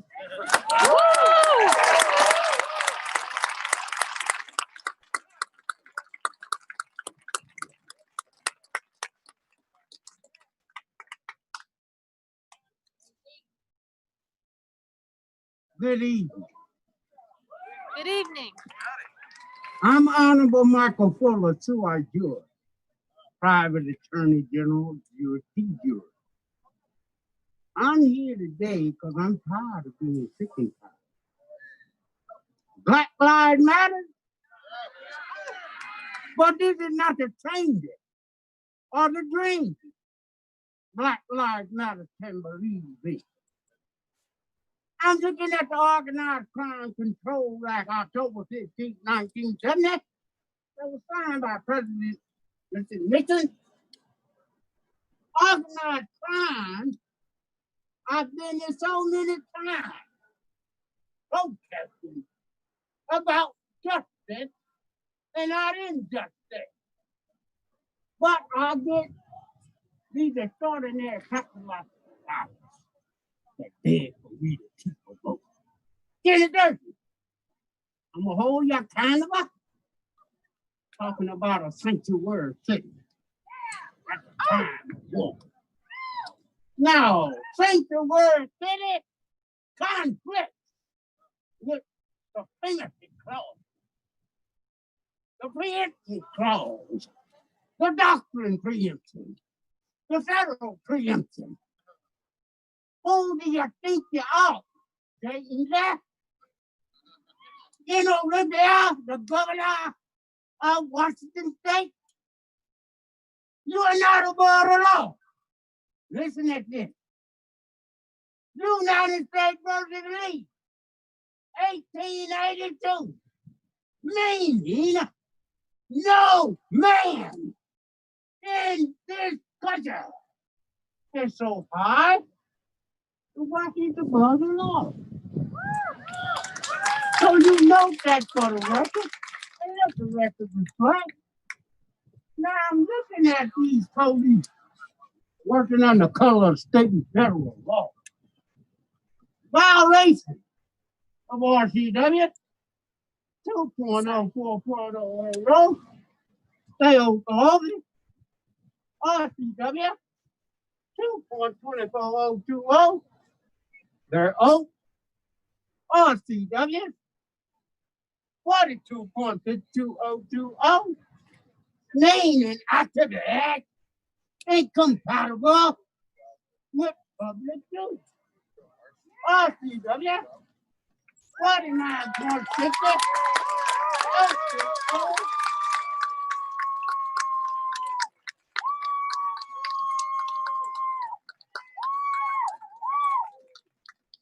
Freedom from discrimination. RCW 59.18020, rights and remedies and obligations is the question posed.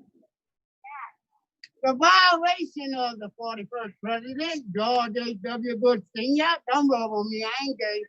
It's a big word. I'm trying to educate you. You ain't no articulate. Hey, you just a youngster. I'm 63. I'm trying to educate you. I'm educating you. Okay. Now, George H.W. Bush, he was the 41st president who signed into law American with Disability Act, July 26, 1990, and Section 504 of the Rehabilitation Act, 1973. But what's really shocking to me, the violation of the Civil Rights Act in 1968, that was signed by President Lyndon Johnson, and the older American Act, July 14, 1965, that was signed by President Lyndon Johnson.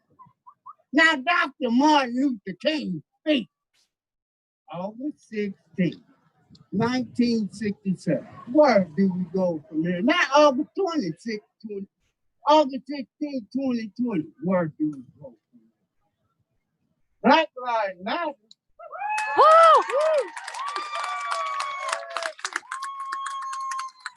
Black Lives Matter. Can we hear it? Black Lives Matter. One time for my brother. Come on, man. Come on, man. That's what it's about. Okay, opening the space to people. That's what it's about, and making sure. I appreciate that knowledge, OT. Thank you, sir. I appreciate you. At this time, we would like to invite our Indigenous sisters to come up here and share. Please make some noise.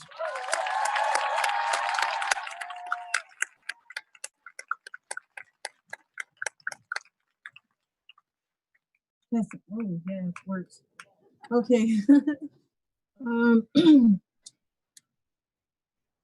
Ink Nashwanuksha, Roxanne White, Wash Nashkanik, Yakima, Ku Nimi Pu, Ku Nooksack, Ku Anani, Grovant, Wikshaishash, Duwamish Territory, Seattle, Washington.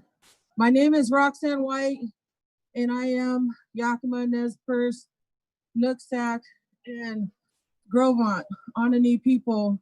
And I presently reside right here, Seattle, Duwamish Territory. My hands are up to the Duwamish people. I'm really grateful and honored to come up here and stand. I'm a little bit nervous. I mean, people that know me say, how could you be nervous?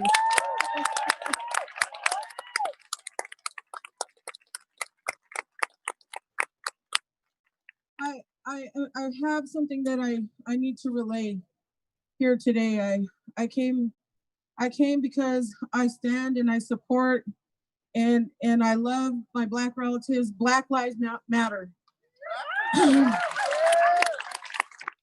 I have an important message from a upstanding sister of mine who is Duwamish and Muckleshoot. And I have to remember that even though I live here in Seattle, that there are relatives that have been here a lot longer than me. And so I'm going to read her statement, and then I want to say a few words of my own, but I want to relay her message before mine out of respect. Good afternoon, everyone. My name is Rachel Heaton. I am an enrolled member of the Muckleshoot tribe and a descendant of the Duwamish people, the ancestral peoples of this stolen land you stand on now. Today, we are a people that are still here, a people that are affected and oppressed by the same system as our Black relatives. My people, Native people, were removed from our lands to make room so that you could be stolen from yours and brought here. Enslaved and forced to build a nation without any implications to the system. This is not the time to play oppression Olympics and compare one another's struggles. It is clear our people, Black people, brown people, are suffering because of the same systemic abuse. In our communities, our homes, on our lands, and all over the world, sadly. We have to come together and support one another. We are stronger together. If you haven't noticed, Native people continue to be erased from these conversations, erased from the site, and our voices continue to be muffled out. Yet we are the very caretakers of this land, the protectors of the land, the air and the water. If you want a future that reflects equality, a future which police are not beating our people up and murdering our people, a future that reflects what we are fighting for our future generations, then we must talk about environmental racism.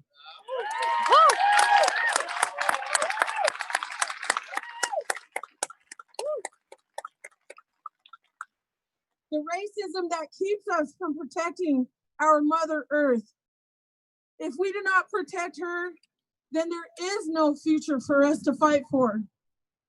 This system we speak of was set up to hurt my people, to hurt our Black relatives, to hurt our brown relatives. We have come together, but that starts by acknowledging this land and the first peoples. And know that today we stand side by side with you and we hold front lines with you. We cannot do this without one another. And these are the words of my sister, Rachel Heaton. And I want to thank her and acknowledge her and the Duwamish people, the Coast Salish people, the Squamish people, the Muckleshoot people, the Tulalip people, the Lenni people, the Puyallup people, the Nisqually people.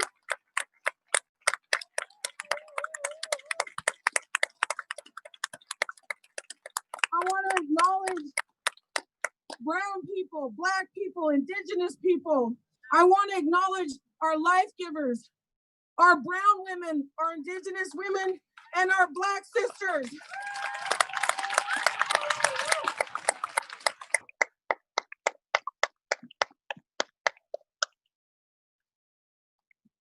And all this time that since George Floyd was murdered, as a mother, an Indigenous mother with biracial children, 2 sons, 2 grandsons, I felt the rage, I feel the rage I worry about my sons and I worry about your sons. And what happened to George Floyd happened to all of us. Your children are my children. That's how I feel about it.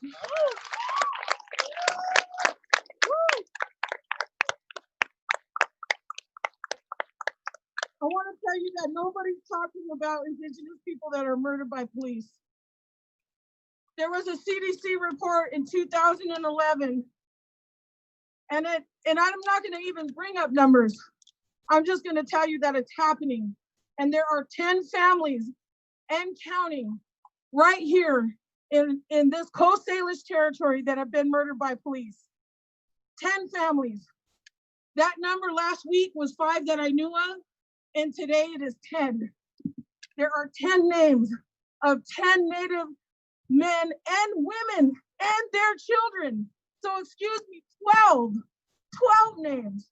Because we can't forget the babies that these sisters were carrying when they were shot and murdered by police. It's emotional. I want to acknowledge Charlena Lyles at the same time because she was pregnant. Was she pregnant? She was pregnant and she also lost her baby at the same time her baby was murdered. So I want to acknowledge that. I want to acknowledge that these police officers are not only killing our men, our brothers, our dads, our sons, but they're killing our sisters. And they've been doing that for a long time. And we're talking about it today.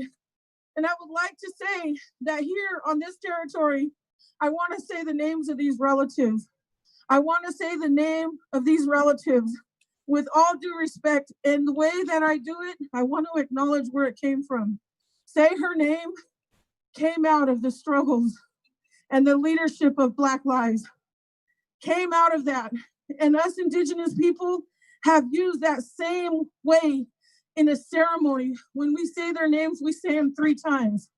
And the reason why we say them 3 times, or at least me, is because for some of our sisters that are missing, some of our brothers that are missing, and nobody's doing anything about it in this country. Nobody's paying attention. So we also have to move on the ground. We also have a movement called MMIW.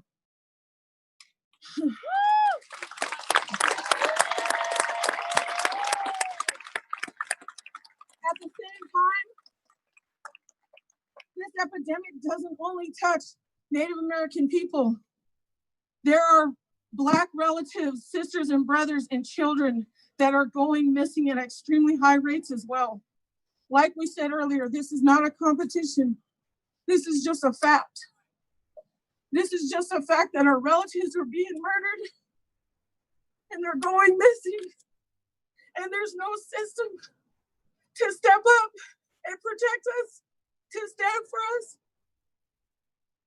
I am one of those families. And I want to say that we come out here in solidarity, hoping for the same thing that all of you are hoping and fighting for.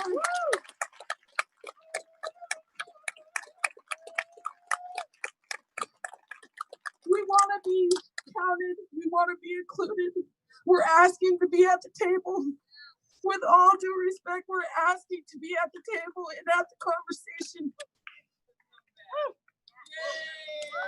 And we're also inviting you to the conversation because I think it's a two-way street. And these are the names that I have. John T. Williams, say his name. John T. Williams. Say his name. John T. Williams. Say his name. John T. Williams. Stone Child Chief Stick, say his name. Stone Child. Say his name. Stone Child. Say his name. Stone Child. Renee Davis, say her name. Renee Davis. Say her name. Renee Davis. Say her name. Renee Davis. Forgive me on this one because I have a hard time pronouncing the last name, but it's Daniel Covarrubias. Say his name. Daniel Covarrubias. Say his name. Daniel Covarrubias. Say his name. Daniel Covarrubias. Jackie Sailors, say her name. Jackie Sanders. Say her name. Jackie Sanders. Say her name. Jackie Sanders. Janetta Riley, say her name. Janetta Riley. Say her name. Janetta Riley. Say her name. Janetta Riley. Milo Harvey, say his name. Milo Harvey. Say his name. Milo Harvey. Say his name. Milo Harvey. Junior Lacey, say his name. Junior Lacey. Say his name. Junior Lacey. Say his name. Junior Lacey. Michael Mitchell, say his name. Michael Mitchell. Say his name. Michael Mitchell. Say his name. Michael Mitchell. Joshua Spotted Horse, say his name. Joshua Spotted Horse. Say his name. Joshua Spotted Horse. Say his name. Joshua Spotted Horse. And I also want to say that Janetta Riley was also pregnant and she also left behind children. All these people left behind children, families, mothers, sons, daughters. They all left behind somebody. And can you take this? I want to say that in the work that we've been doing, we're looking to support these families and we're looking to stand for these families. I really want to remind everybody that while we're doing this work out here, while everybody stands here and everybody sits here, that remember that when we say the names, that each one of these families that have lost a loved one out here, it brings back that trauma, that hurt, that what they're feeling for their loved one. So as we do this work, remember those families. Remember that there's gonna be a time where you need to support GoFundMes, where you need to support their campaigns, where you need to call local officials, where you need to stop police and help those families.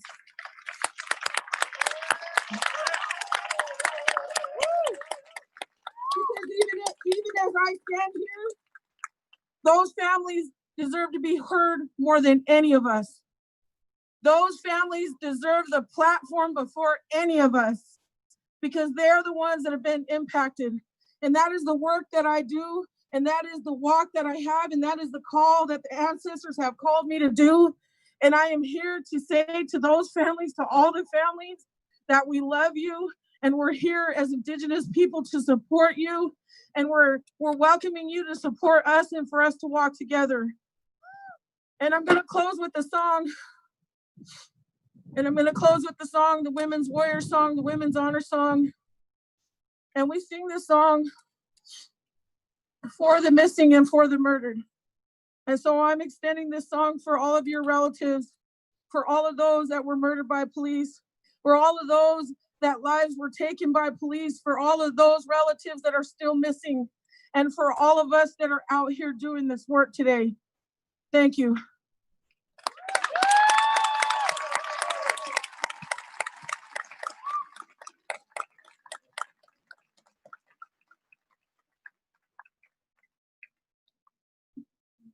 And if there are any of my natives or not, any of my Black sisters that want to come up here and stand, my relatives, and sing this with me, my brothers, please come up here because I don't do this work alone and it's not about me.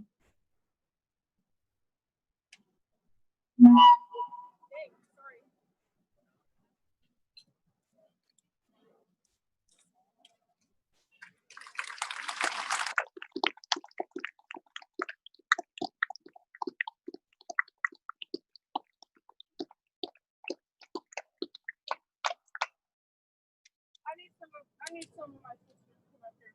Some of my brown sisters, my Black sisters, my Black brothers, please come up here. Share this space. This is not just my space, our space. This is our space.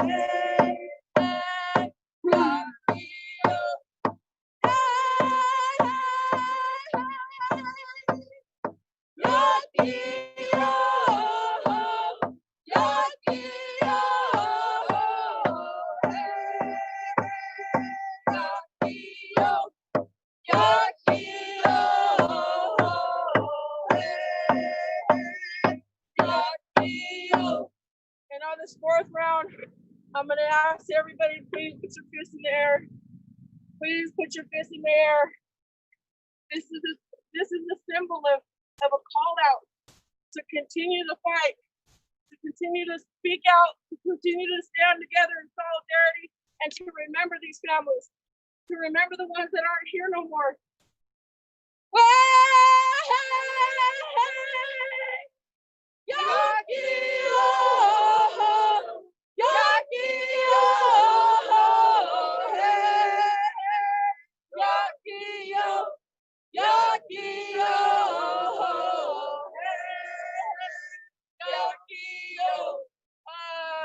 Krishna.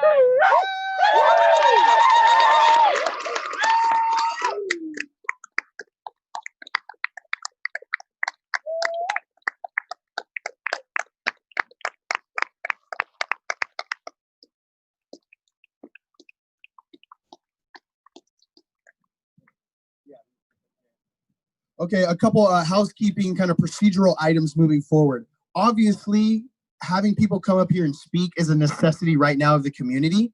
We've had a bunch of people come over here, ask how to speak, and we really appreciate that. What we want to do is just set kind of a standard moving forward. Today, we're going to open up the floor to anybody who wants to speak, right? We'll just come here to the side of the stage. We'll get through as many people as possible.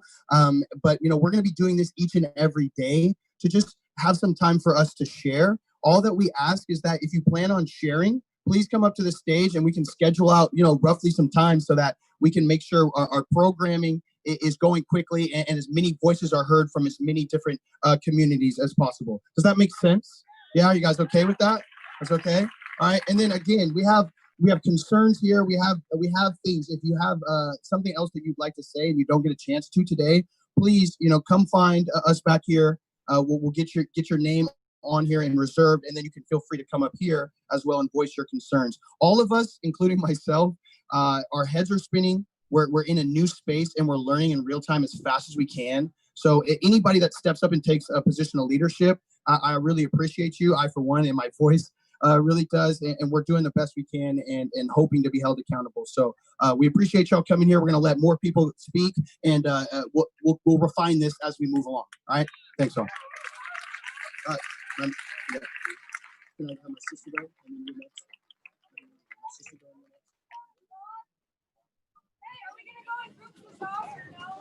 next. Today, we feel that it's very important that every person that come up here, you know, allows, you know, for some expression. And then as we move forward, when we have the programming, we can say, okay, here's 30 minutes right now for think tank groups. Am I missing anything else, Julie C? Yeah, we'll do the breakout tomorrow, and, you know, maybe we'll start earlier and earlier, okay?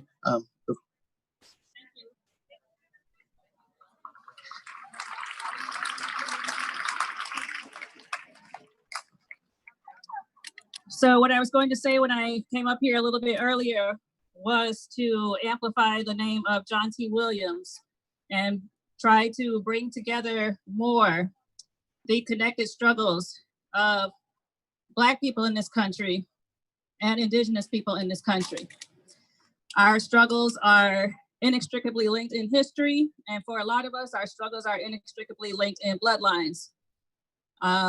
Myself, as a descendant of African-American slaves and the Choctaw people of what is now known as Mississippi, I am oftentimes bothered by the ways in which the struggles of people of color are siloed for the various reasons that they are siloed. But since my sisters did such a good job of speaking on those topics, what I would instead like to do is to hold space for people of color who are in this space. The woman earlier talked a little bit about transplants and implants, and I'm a transplant. And one of the things that I have, you know, kind of sat with and struggled with on my time of living here in Seattle is the fact that being such a minority in a space like Seattle, liberal racism does weird things to people. Is a thing that I've noticed. and trying to watch the way that Black people in Seattle struggle with that fact.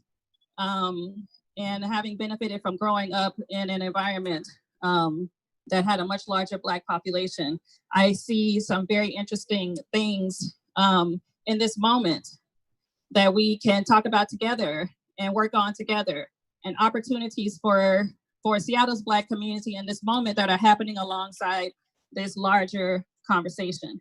And one of the things that I want to do is so very important when you have moments like this, when allies finally show up, to speak to what you need from allies. But I think it is also equally important to speak to ourselves as Black people, to thank ourselves for being here, for coming out during a pandemic that is disproportionately having health impacts on Black people.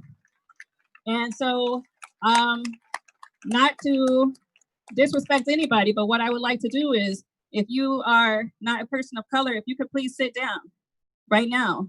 And if the people of color in this crowd could please stand up right now.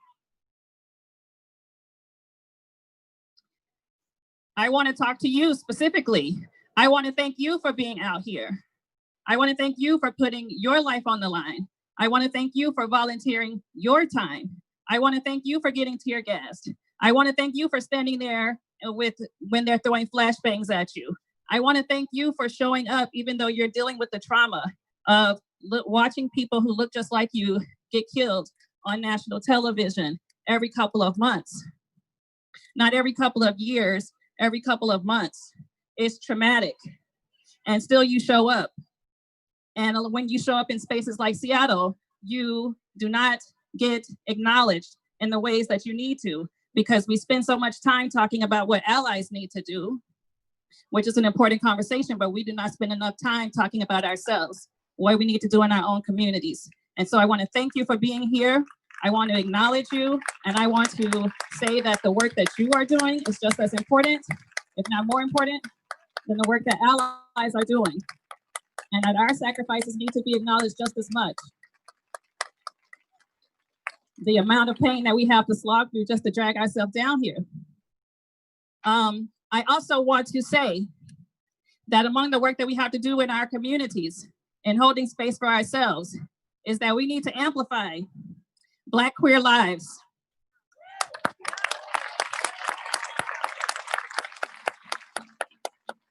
We need to amplify the brutality that is visited on Black trans women by the police.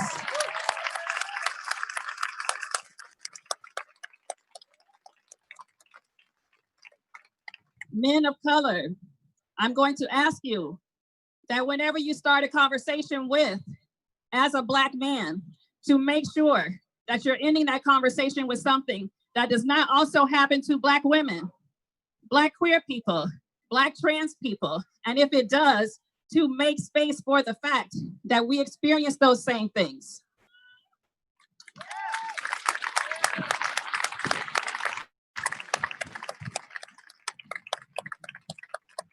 Thanks. That's all I have to say.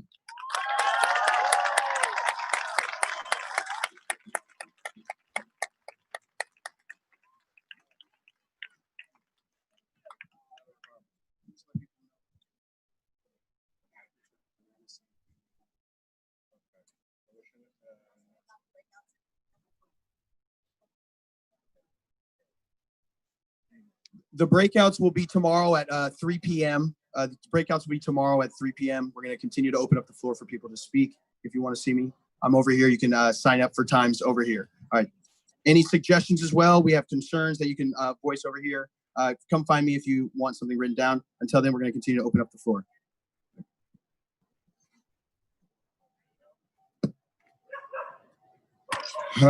Man.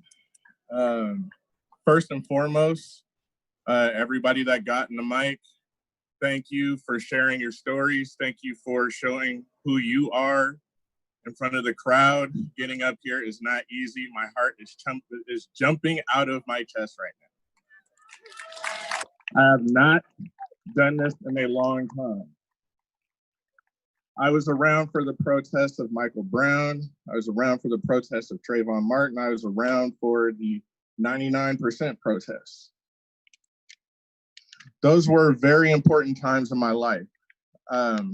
Before that, I would say I was going to get up here and make a joke from the Boondocks about Ronald Reagan is the devil and 9/11 is a cover-up. But that's just to ease the anxiety that I have right now speaking to who I want to direct my conversation to, my white peers. Now I'm gonna say some shit. If you feel some kind of way, think about why you feel that way.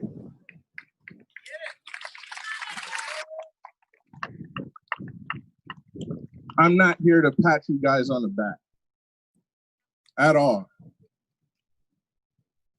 I want you all to be here and recognize that you're here because you want to be here, because you feel that it is a duty to be here, to support what is opposite of whiteness. There is a lot of anti-Black sentiment engraved, embedded in the United States culture. Everything from economics to the education, to the money we hold, to the police, clearly.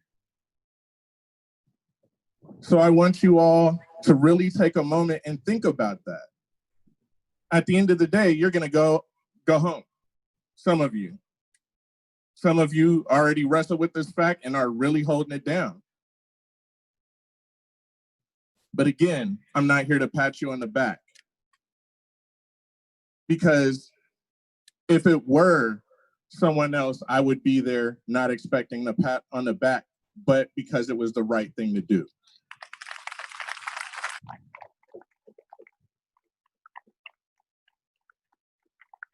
Now I have some more for you. I like comic books, anime, hip hop, rap. I like the same things a lot of people here like, some alternatives. I grew up in Seattle, born and raised. Why all of this is important is because I'm sure by those definitions of what I just gave, I would be considered a nerd, a geek, or whatever, you know what I'm saying? But I didn't see a lot of shit.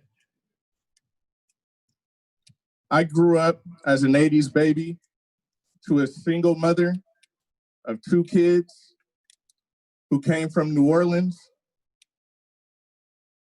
in which my father was addicted to crack. He moved to New Orleans and was shot and killed. I was 5. My uncle, he was a well-known hustler out here. Someone didn't like him, he got shot with a little 22, bounced in the side of his organs. He was still alive. Cops arrested him, he bled out in a cop car. They denied him medical treatment. I was in New Orleans visiting family. Went there every 4 years. I was probably in my early teens. I seen someone's noodle get knocked back outside. My auntie came and scooped me inside. Hey, you know you're not supposed to be out here at this time of night.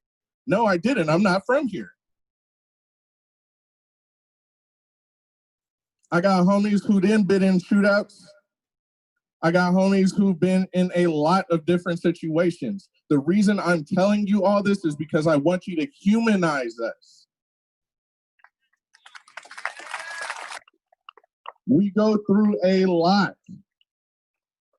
and yet we are the same. We do the same things you do. We like the same things you like.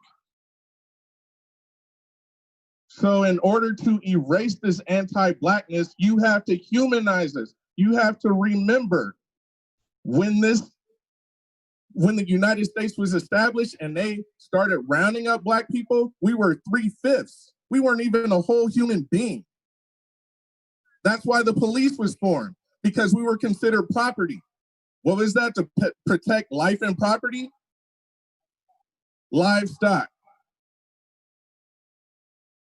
They didn't necessarily kill us during that time because we were too valuable, but they maim you.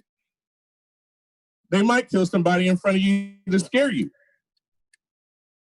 Remember that history and don't let it go. I'm not telling you all this to shame you, per se. It's what you do with the shame that makes it important. I got a lot of things I'm not proud of, but I learn from that and I move forward. So for the people that use that argument of white guilt, deal with that.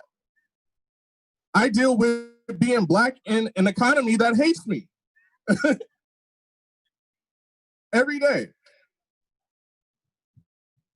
And the reason I told you all of those things earlier is because you have to understand how deep racism permeates. It's not even permeate because to nerd moment, to permeate would insinuate that it wasn't there to begin with. This shit was baked in.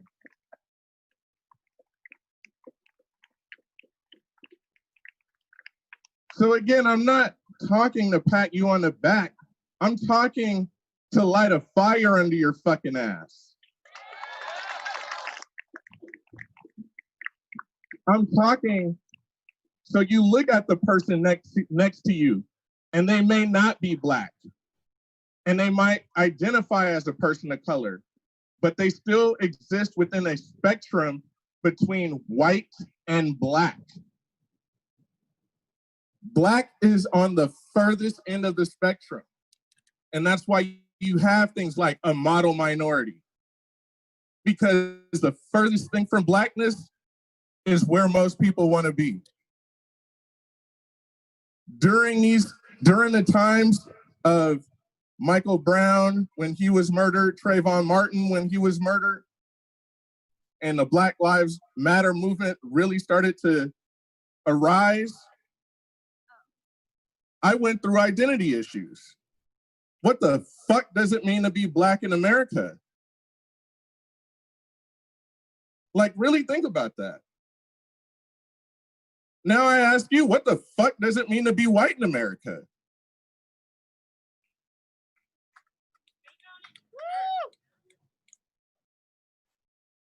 And I'm not the only one that goes through economic issues and yada, yada, yada. I get that.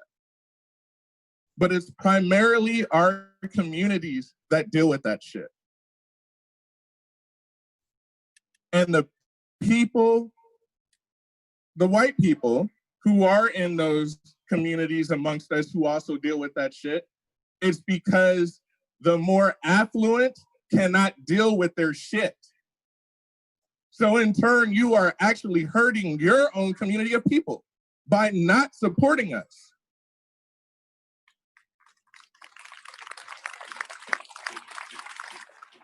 So I'll be brief. The idea of reparations is very important. And I'll be honest, there are people who are going to want to co-opt that idea. The pain and suffering that Black people had to endure and go through, they should share in the conclusion and profits that come from that. I don't think so.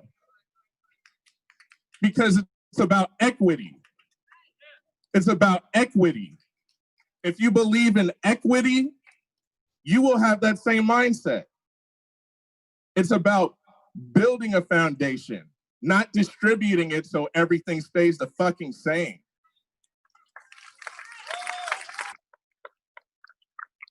So we have to start using that instead of equality. We need equity. I want a higher quality of life.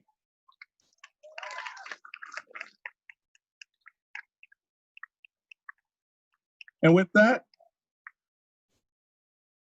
do what you can to support us. We will do what we can to support you. When a white person gets downed by a police officer, yeah, we'll step up and support y'all. If a racist action happens against another person in another community, yeah, we should speak on that. It's about being powerful leaders. Everyone here is a leader in their own right. You just have to decide, what the fuck do you want to lead? What do you want to lead on? Where is your place? How are you going to dismantle this oppressive system? And I think at the end, you'll agree, supporting the Black community and reparations is the first start.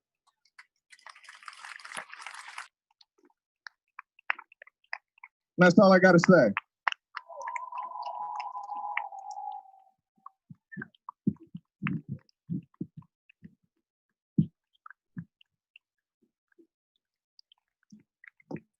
All right. So we're all here because we want to take action to make changes to the world so that we can all live our best possible lives, right? And I've watched a lot of political movements, and I've tried to figure out how is it that so many minorities in America have found true liberation, but there's others who haven't yet, and there's missing pieces. So what I see right here is social power. Communities coming together and working together to pull each other up. This is the start of that. The next steps are to transform our social power into political action and political power.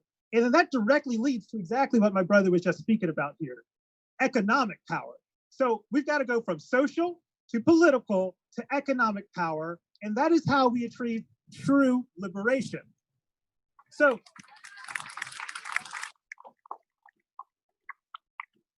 how many of you all think that Dictator Durkin is an ally in that struggle? Okay, so how many of you want Dictator Durkin gone?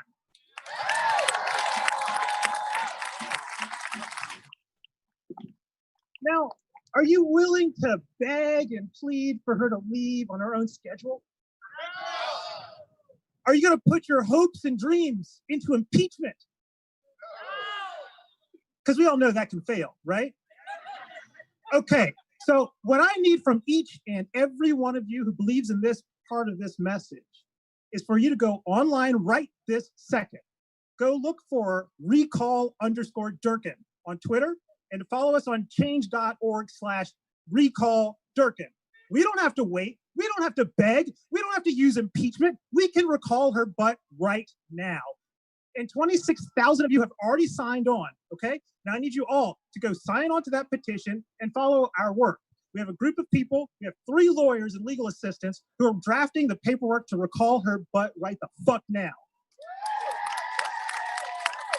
The only thing that's been slowing us down is that almost every single day we turn on the news and we find out some queer folks who are unrelated to this protest are being tear gassed in their goddamn apartments.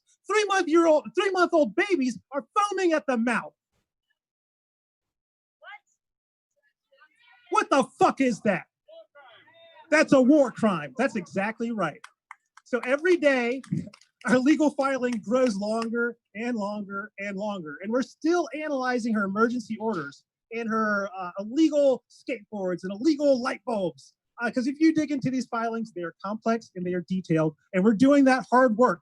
And we will do it together. So the next movement, the next step for this work is we got to go from 26,000 digital signatures to 50 to 70,000 physical signatures, okay?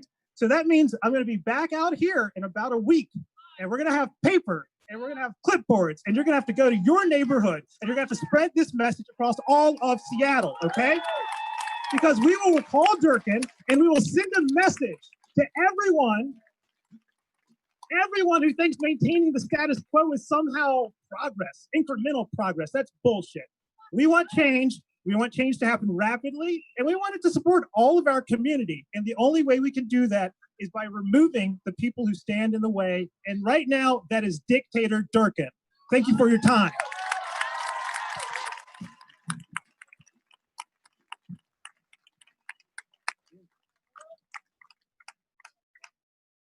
What up, y'all? So I'm Warren, Pacific Northwest Transit Daddy. Thank you, darling. Thank you. I appreciate you. So I got my bag on because I've been kind of roaming around, helping out, asking questions, do what I can. I think this is absolute magic, y'all. This is autonomous magic. And autonomy is something I kind of wanted to talk about because what's really, really neat about autonomy is that there's individual agency. You've seen none of us come over here and give y'all orders to respect the missing and murdered indigenous people. No one is giving you orders to come here and hold down this fort that we've created for ourselves, free of capitalism, free of these sort of social ills that have kept us Black folks more oppressed, but all of us working class folks oppressed, period. We have kind of rejected that concept, right? Absolutely. So we have agency. We did not, someone warned me about, well, careful for all of those white liberals who may be out there because you no longer can take just their word on it. Well, the good news is I didn't have to. There's folks here doing it. Y'all paid the checks, right? Y'all doing the stuff, but we are not done. There's been concerns about when we were talking about handing this land to indigenous folks like it rightfully should be, that we're giving them the spotlight. And I hate to break it to you, but if you think 6 blocks of Capitol Hill is the spotlight, you have limited your idea of what liberation and freedom really is. If you think this is it, like we've done it, we've reached this anarcho-syndicalist safe haven that everyone, without the oppressive laws and stuff like that, we did it for 6 blocks of Capitol Hill. No, the problem is to spread this, right? Is to do this. Now, the good part about this being an autonomous zone is we've been having questions about, well, are people shaking down businesses for protection money? Are people making these strict laws and IDing people who come in, demonstrating an absolute failure of an understanding of the word autonomous, right? So I'm a Black person. I thank y'all for, I thank my brothers and sisters for helping give me a voice, and I'm an autonomous Black person. I'm involved in very few groups. I don't do so hot in groups. That is a me thing. I just operate best individually. But the good news is I'm still Black. I still got my voice, and y'all have still treated me like that voice matters, because it does.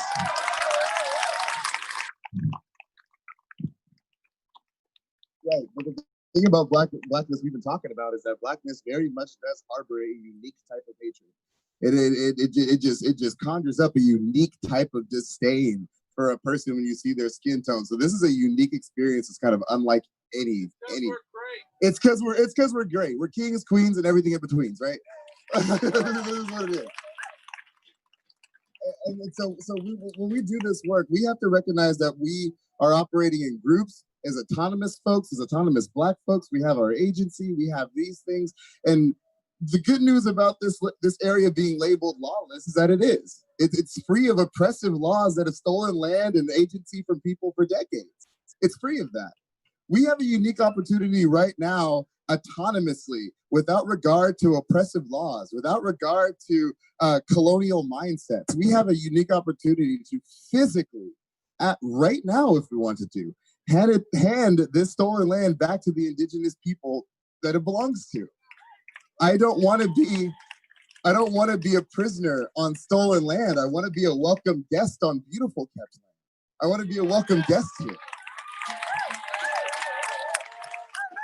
And I'm sorry, I'm an autonomous Black dude, so I can't do a lot of things by myself. I require the lean of my community. And I cannot be free on a restricted stolen land. I cannot cultivate stolen crops. I cannot liberate myself on land that is not mine or anybody who can help me get it, right? I can't do it. So we have, I can't, I'm not a leader, and I had no leaders, no gods, no masters for me. I'm so sorry. No, all those things. No gods, no masters, no bosses, no bastards. So I'm not gonna sit here and try to make you and convince you to I'm not going to control your agency. I'm not going to tell you we need to get up right now and hand this land to indigenous folks. The best we've all been able to do here is just convince you autonomously. We make our arguments, we present them to the people, you adopt them or you don't. But what's important to remember that we have the power right now in seizing this land to give this land back to who it belongs. If we do not see this opportunity, that is absolutely our autonomous choice. But then we do not get to claim that we are here for justice. That is demonstrably hypocritical. That would mean that this entire thing is no more valuable than a simple state of land acknowledgement. We have the opportunity to physically, autonomously, on our own will, hand it physically back to the indigenous people of whom we recognize whose land we're standing on. So let's just kind of give that, I present that to you, the people. I present it to you in an autonomous, self-agency way, and I hope you all can sign on that, and I hope you all can join me in that. That's kind of the best I can do for you right now. So I'm Pacific Northwest Transit Daddy. Thanks, comrades.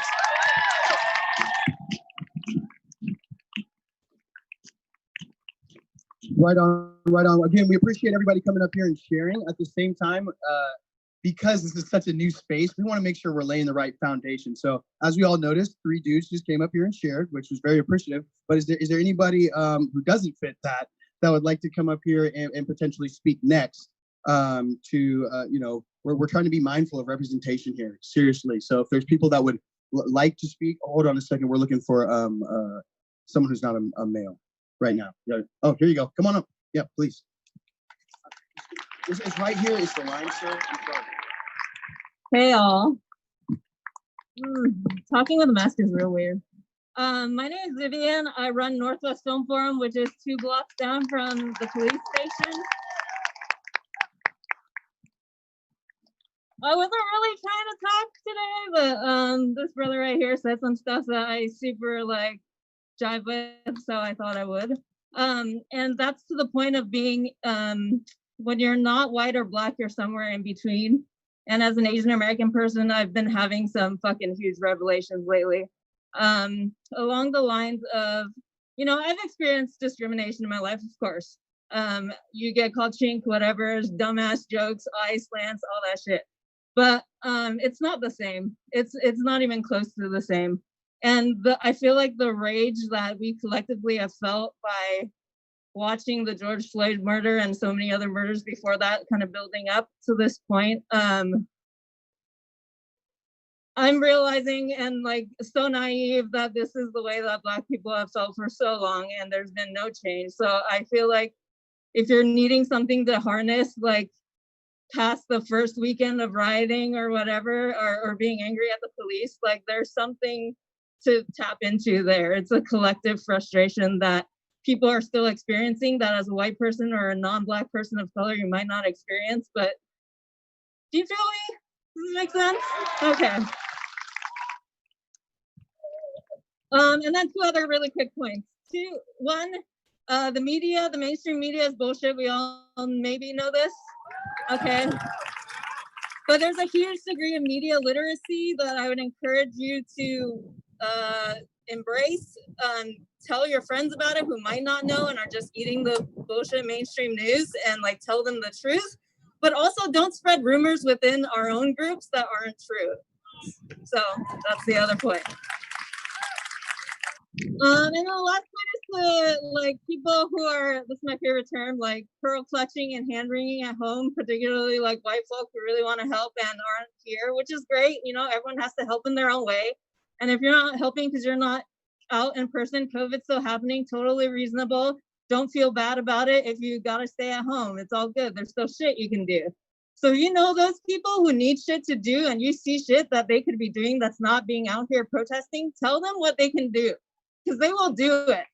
Seriously, I've been writing lists and tagging people and people will do it. So just do it. Okay, thank you.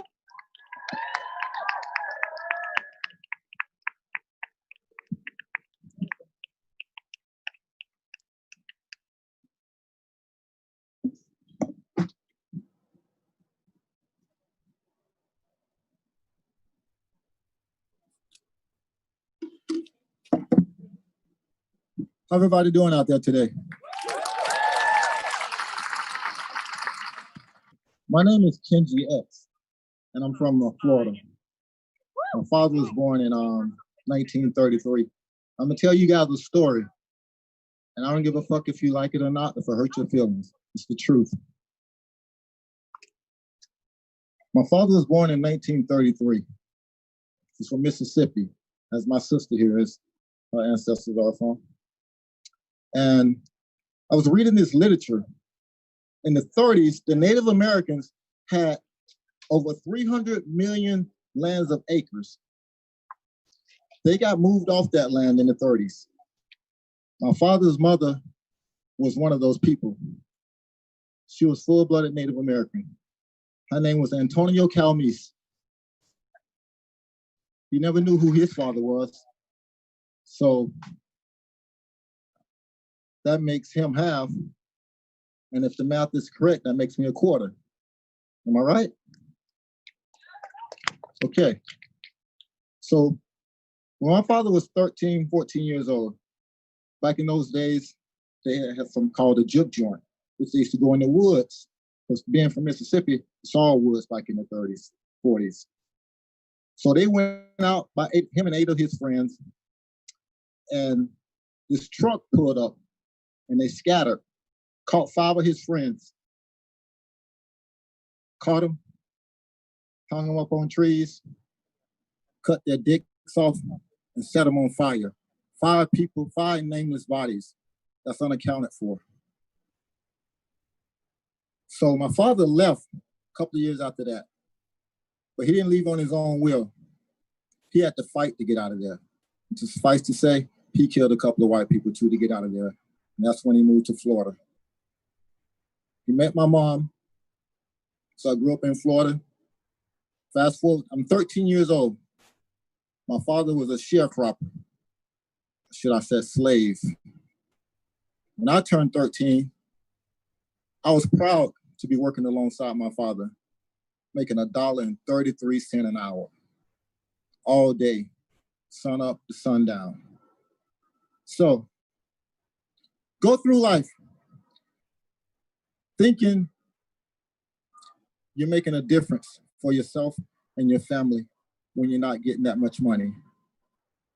And for someone else to tell you about who you really are, someone other than a Black person telling you that, is very saddening. Because being from the South, we don't have no history books about us. There's nothing. There's a small paragraph, guess about the Tuskegee or the airmen soldiers. So I learned this when I went in the military. Had this white guy was telling me everything that I didn't know about myself. I felt embarrassed because I'm a Black man coming from somewhere that I wasn't taught about my history. All I knew was to survive, how to survive, and I was taught that by my father. And we're going through the same thing that Martin Luther King, Malcolm X, the Black Party Panther, and we're still going through the same thing today. There is no reason for us to keep going through this. And mind you, when they wrote the Constitution, we were still slaves. And they haven't changed it yet. And the only way that it's gonna happen is that you, Black, white, brown, yellow, I don't call those colors. That's the colors they gave us. I call us humans. And I was telling my brother, Roz, I just met this brother today.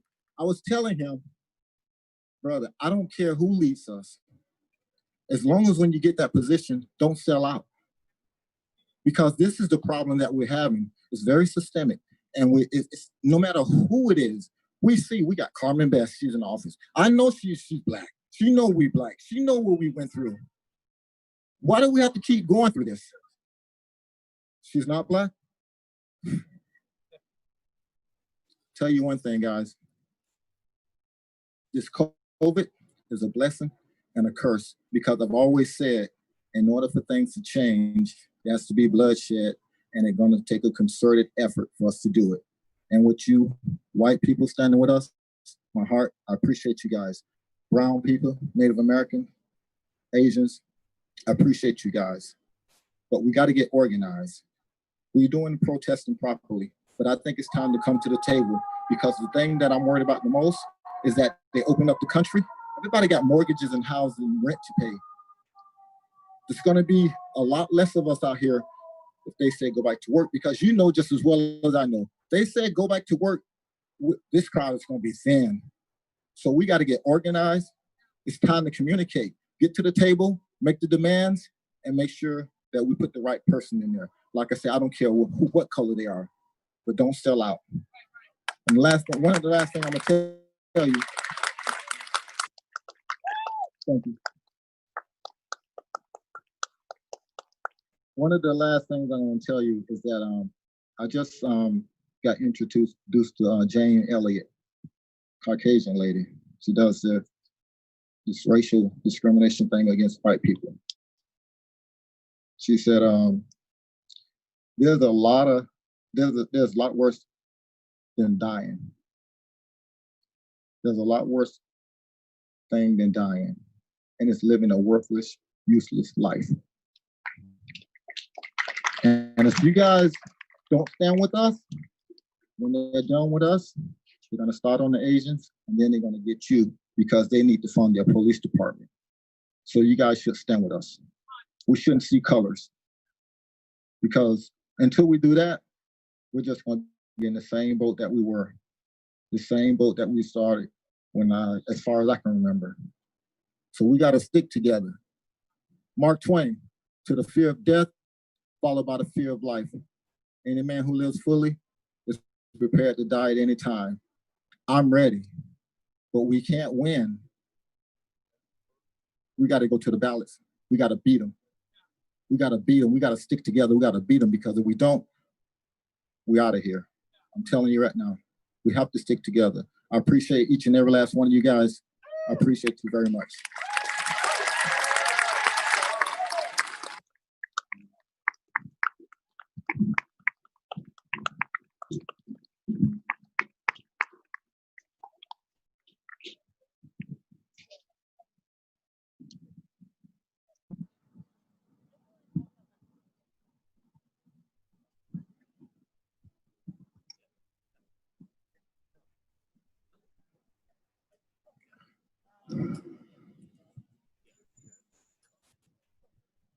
Everyone inhale with me.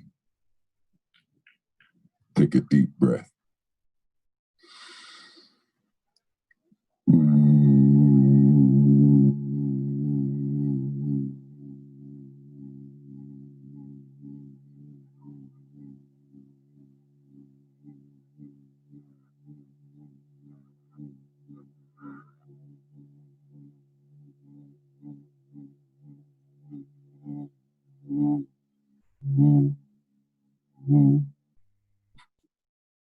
I can breathe.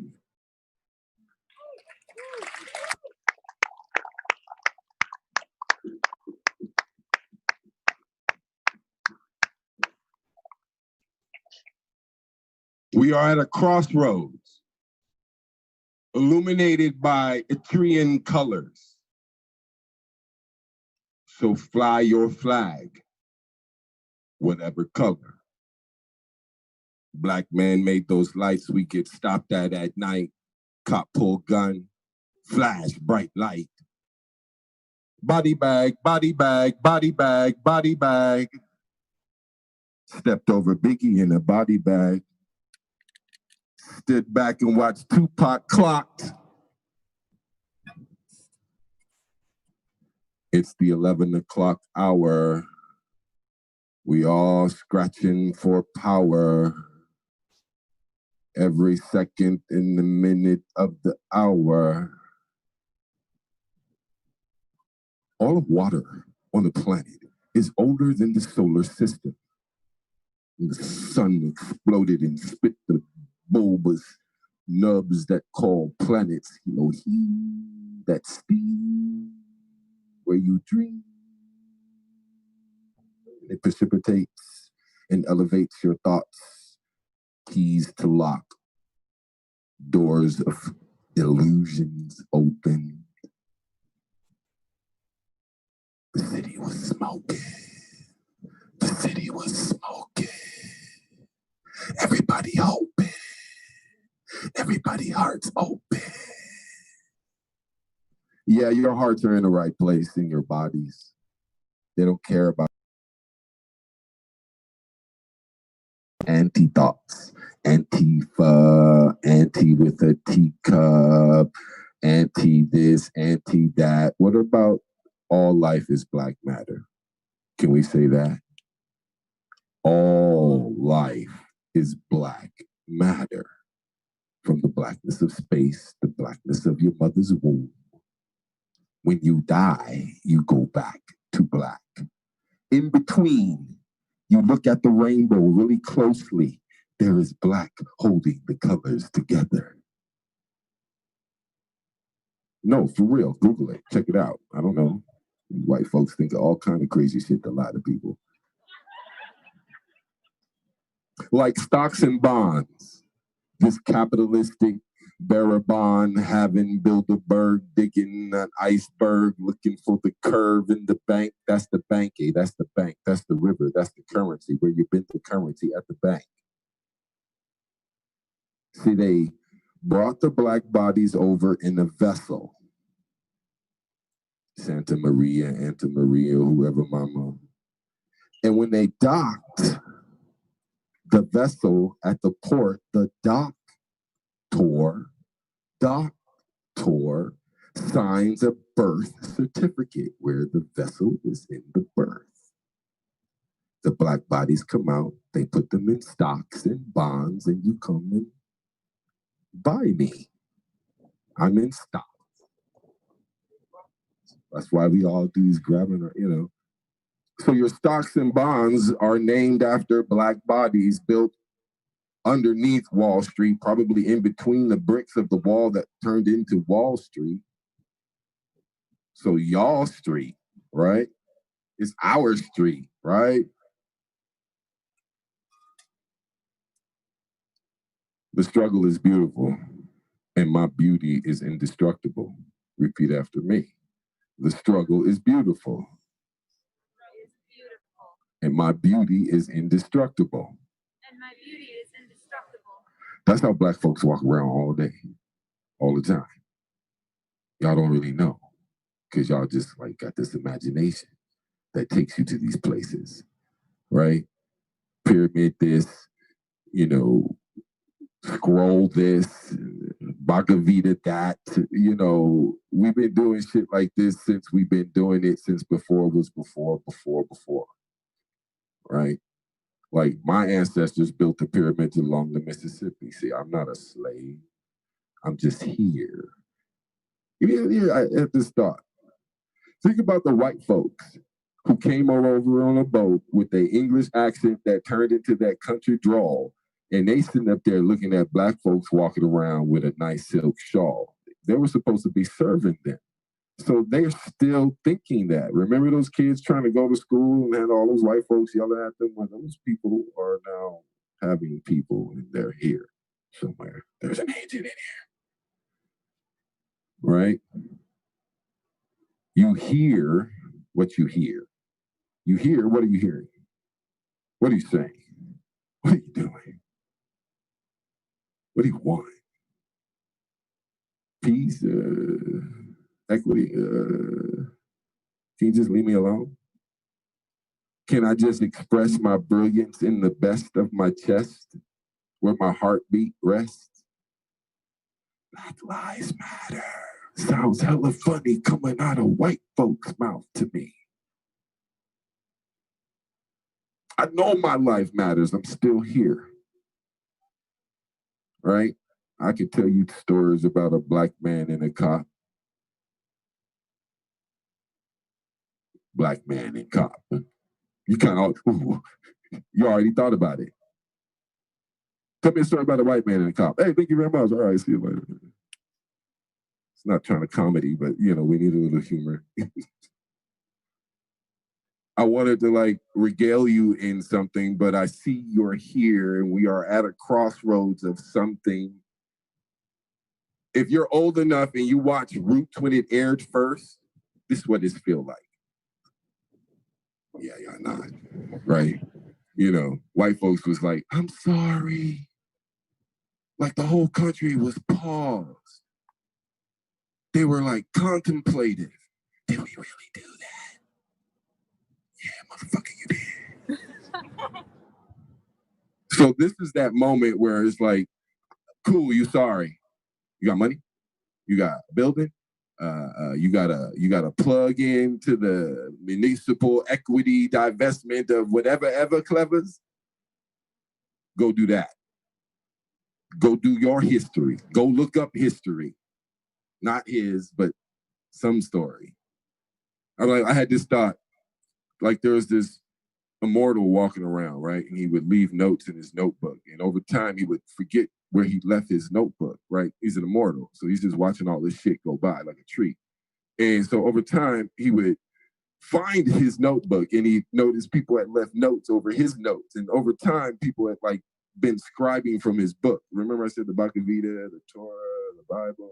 So this immortal was writing down everybody else's thoughts and putting it in his notebook and leaving it. And you guys are catching it and reading it, misinterpreting it, and all this other shit. Remember what we breathe, right? If you get the breath right, you get your step right. You get your step right, you get the direction right. You get the direction right, you get the destination right. All you black block looking motherfuckers, y'all some funny people. But y'all should be the white shields dressed in black. That's hella funny to me. Yeah, I got y'all. I keep my eye on y'all. Get your breath right.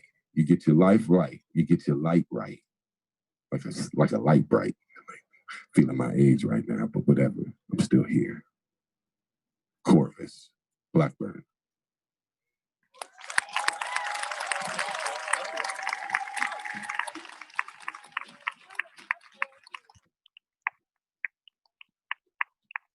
Good evening. My name's Dee. I'm from the Suquamish Nation. You may have seen me speak a couple days ago when this location was taken. I have two things to discuss here. The first one is that one of my cousins was out here earlier discussing how this is a shared struggle for a lot of us. People in my family are rotting in cages. People in my family have been killed by the police. People in my cousin's family have been killed by the police. If you look up the statistics online, it's horrifying. We are not here to co-opt this moment. We are not here to steer this discussion. We're here to say that we stand with you and we understand your pain and this state violence against you. What I'm here to discuss is two things that have been concerning people in my communities that I've been talking to since this started. First of all, when I come out here, I see so few people from my communities that we all recognize each other, whether it's, other Black and Indigenous trans women, whether it's other Native people. There isn't a lot of us out here, and there isn't a lot of us speaking to these crowds and making our voices heard. That bothers us. The second thing is that taking this space and handing it over to us is not a decolonial action because this space has not been held. This is not a strategic position yet. This is the cops running away to decide what to do later because they ran out of ideas and they're not allowed to shoot us with guns yet. If you are going to make this a decolonial action, this is the first step in a years-long battle. This is not something that you can just wash your hands of guilt by saying, here, we're handing this back to the Indigenous peoples of this land. We need to discuss tactics. We need to discuss how we are going to hold this space and what we are going to do next. We brought enough of a crowd to them to make them back off. And, I haven't been able to see anyone who got pictures of this. They took over TT Minor and used the school buses as shields to hide their military vehicles. They're using the Safeway. They're using the QFC as staging points for their attack to destroy this position. So if we're going to make this a decolonial action, if we are going to make this a sustainable position, then we need a plan. And that's a discussion that needs to be happening. We need to know what position we're taking next, whether that's the West Precinct, whether that's City Hall. This needs to be planned, and we need to be sitting and having these discussions. And the people I know who don't feel safe being out here, who aren't out here, who aren't locally here, who have their own reasons for not being on the ground, who've been sitting at home disgusted that there's a bunch of white people painting signs saying that this is decolonization. This is something at the beginning of the game board for that. This is not something you get to call that and act like you're a revolutionary. Sit with that.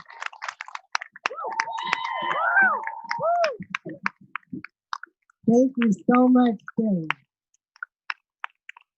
So that's a perfect note right there for, we came out to try to create space in response to like what the community was asking as far as wanting to have a general assembly. We're not here to try to dictate or shape what that looked like.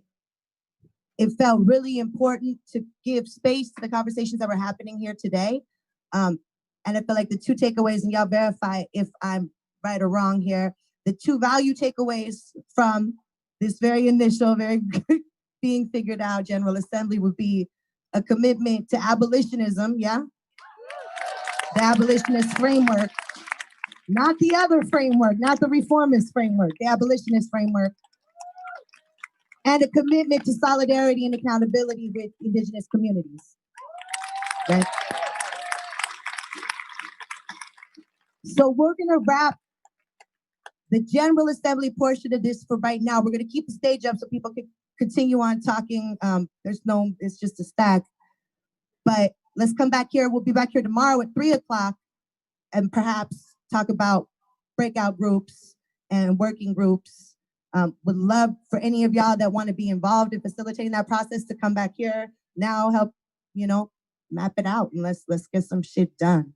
Thank all y'all, man. Y'all are my heroes. Thank y'all so much for being here. Let's keep working. Let's keep working. Let's give each other some space to grow, but we're all committed. I think that was an amazing point. This is a long haul. It's a marathon. Much love, y'all.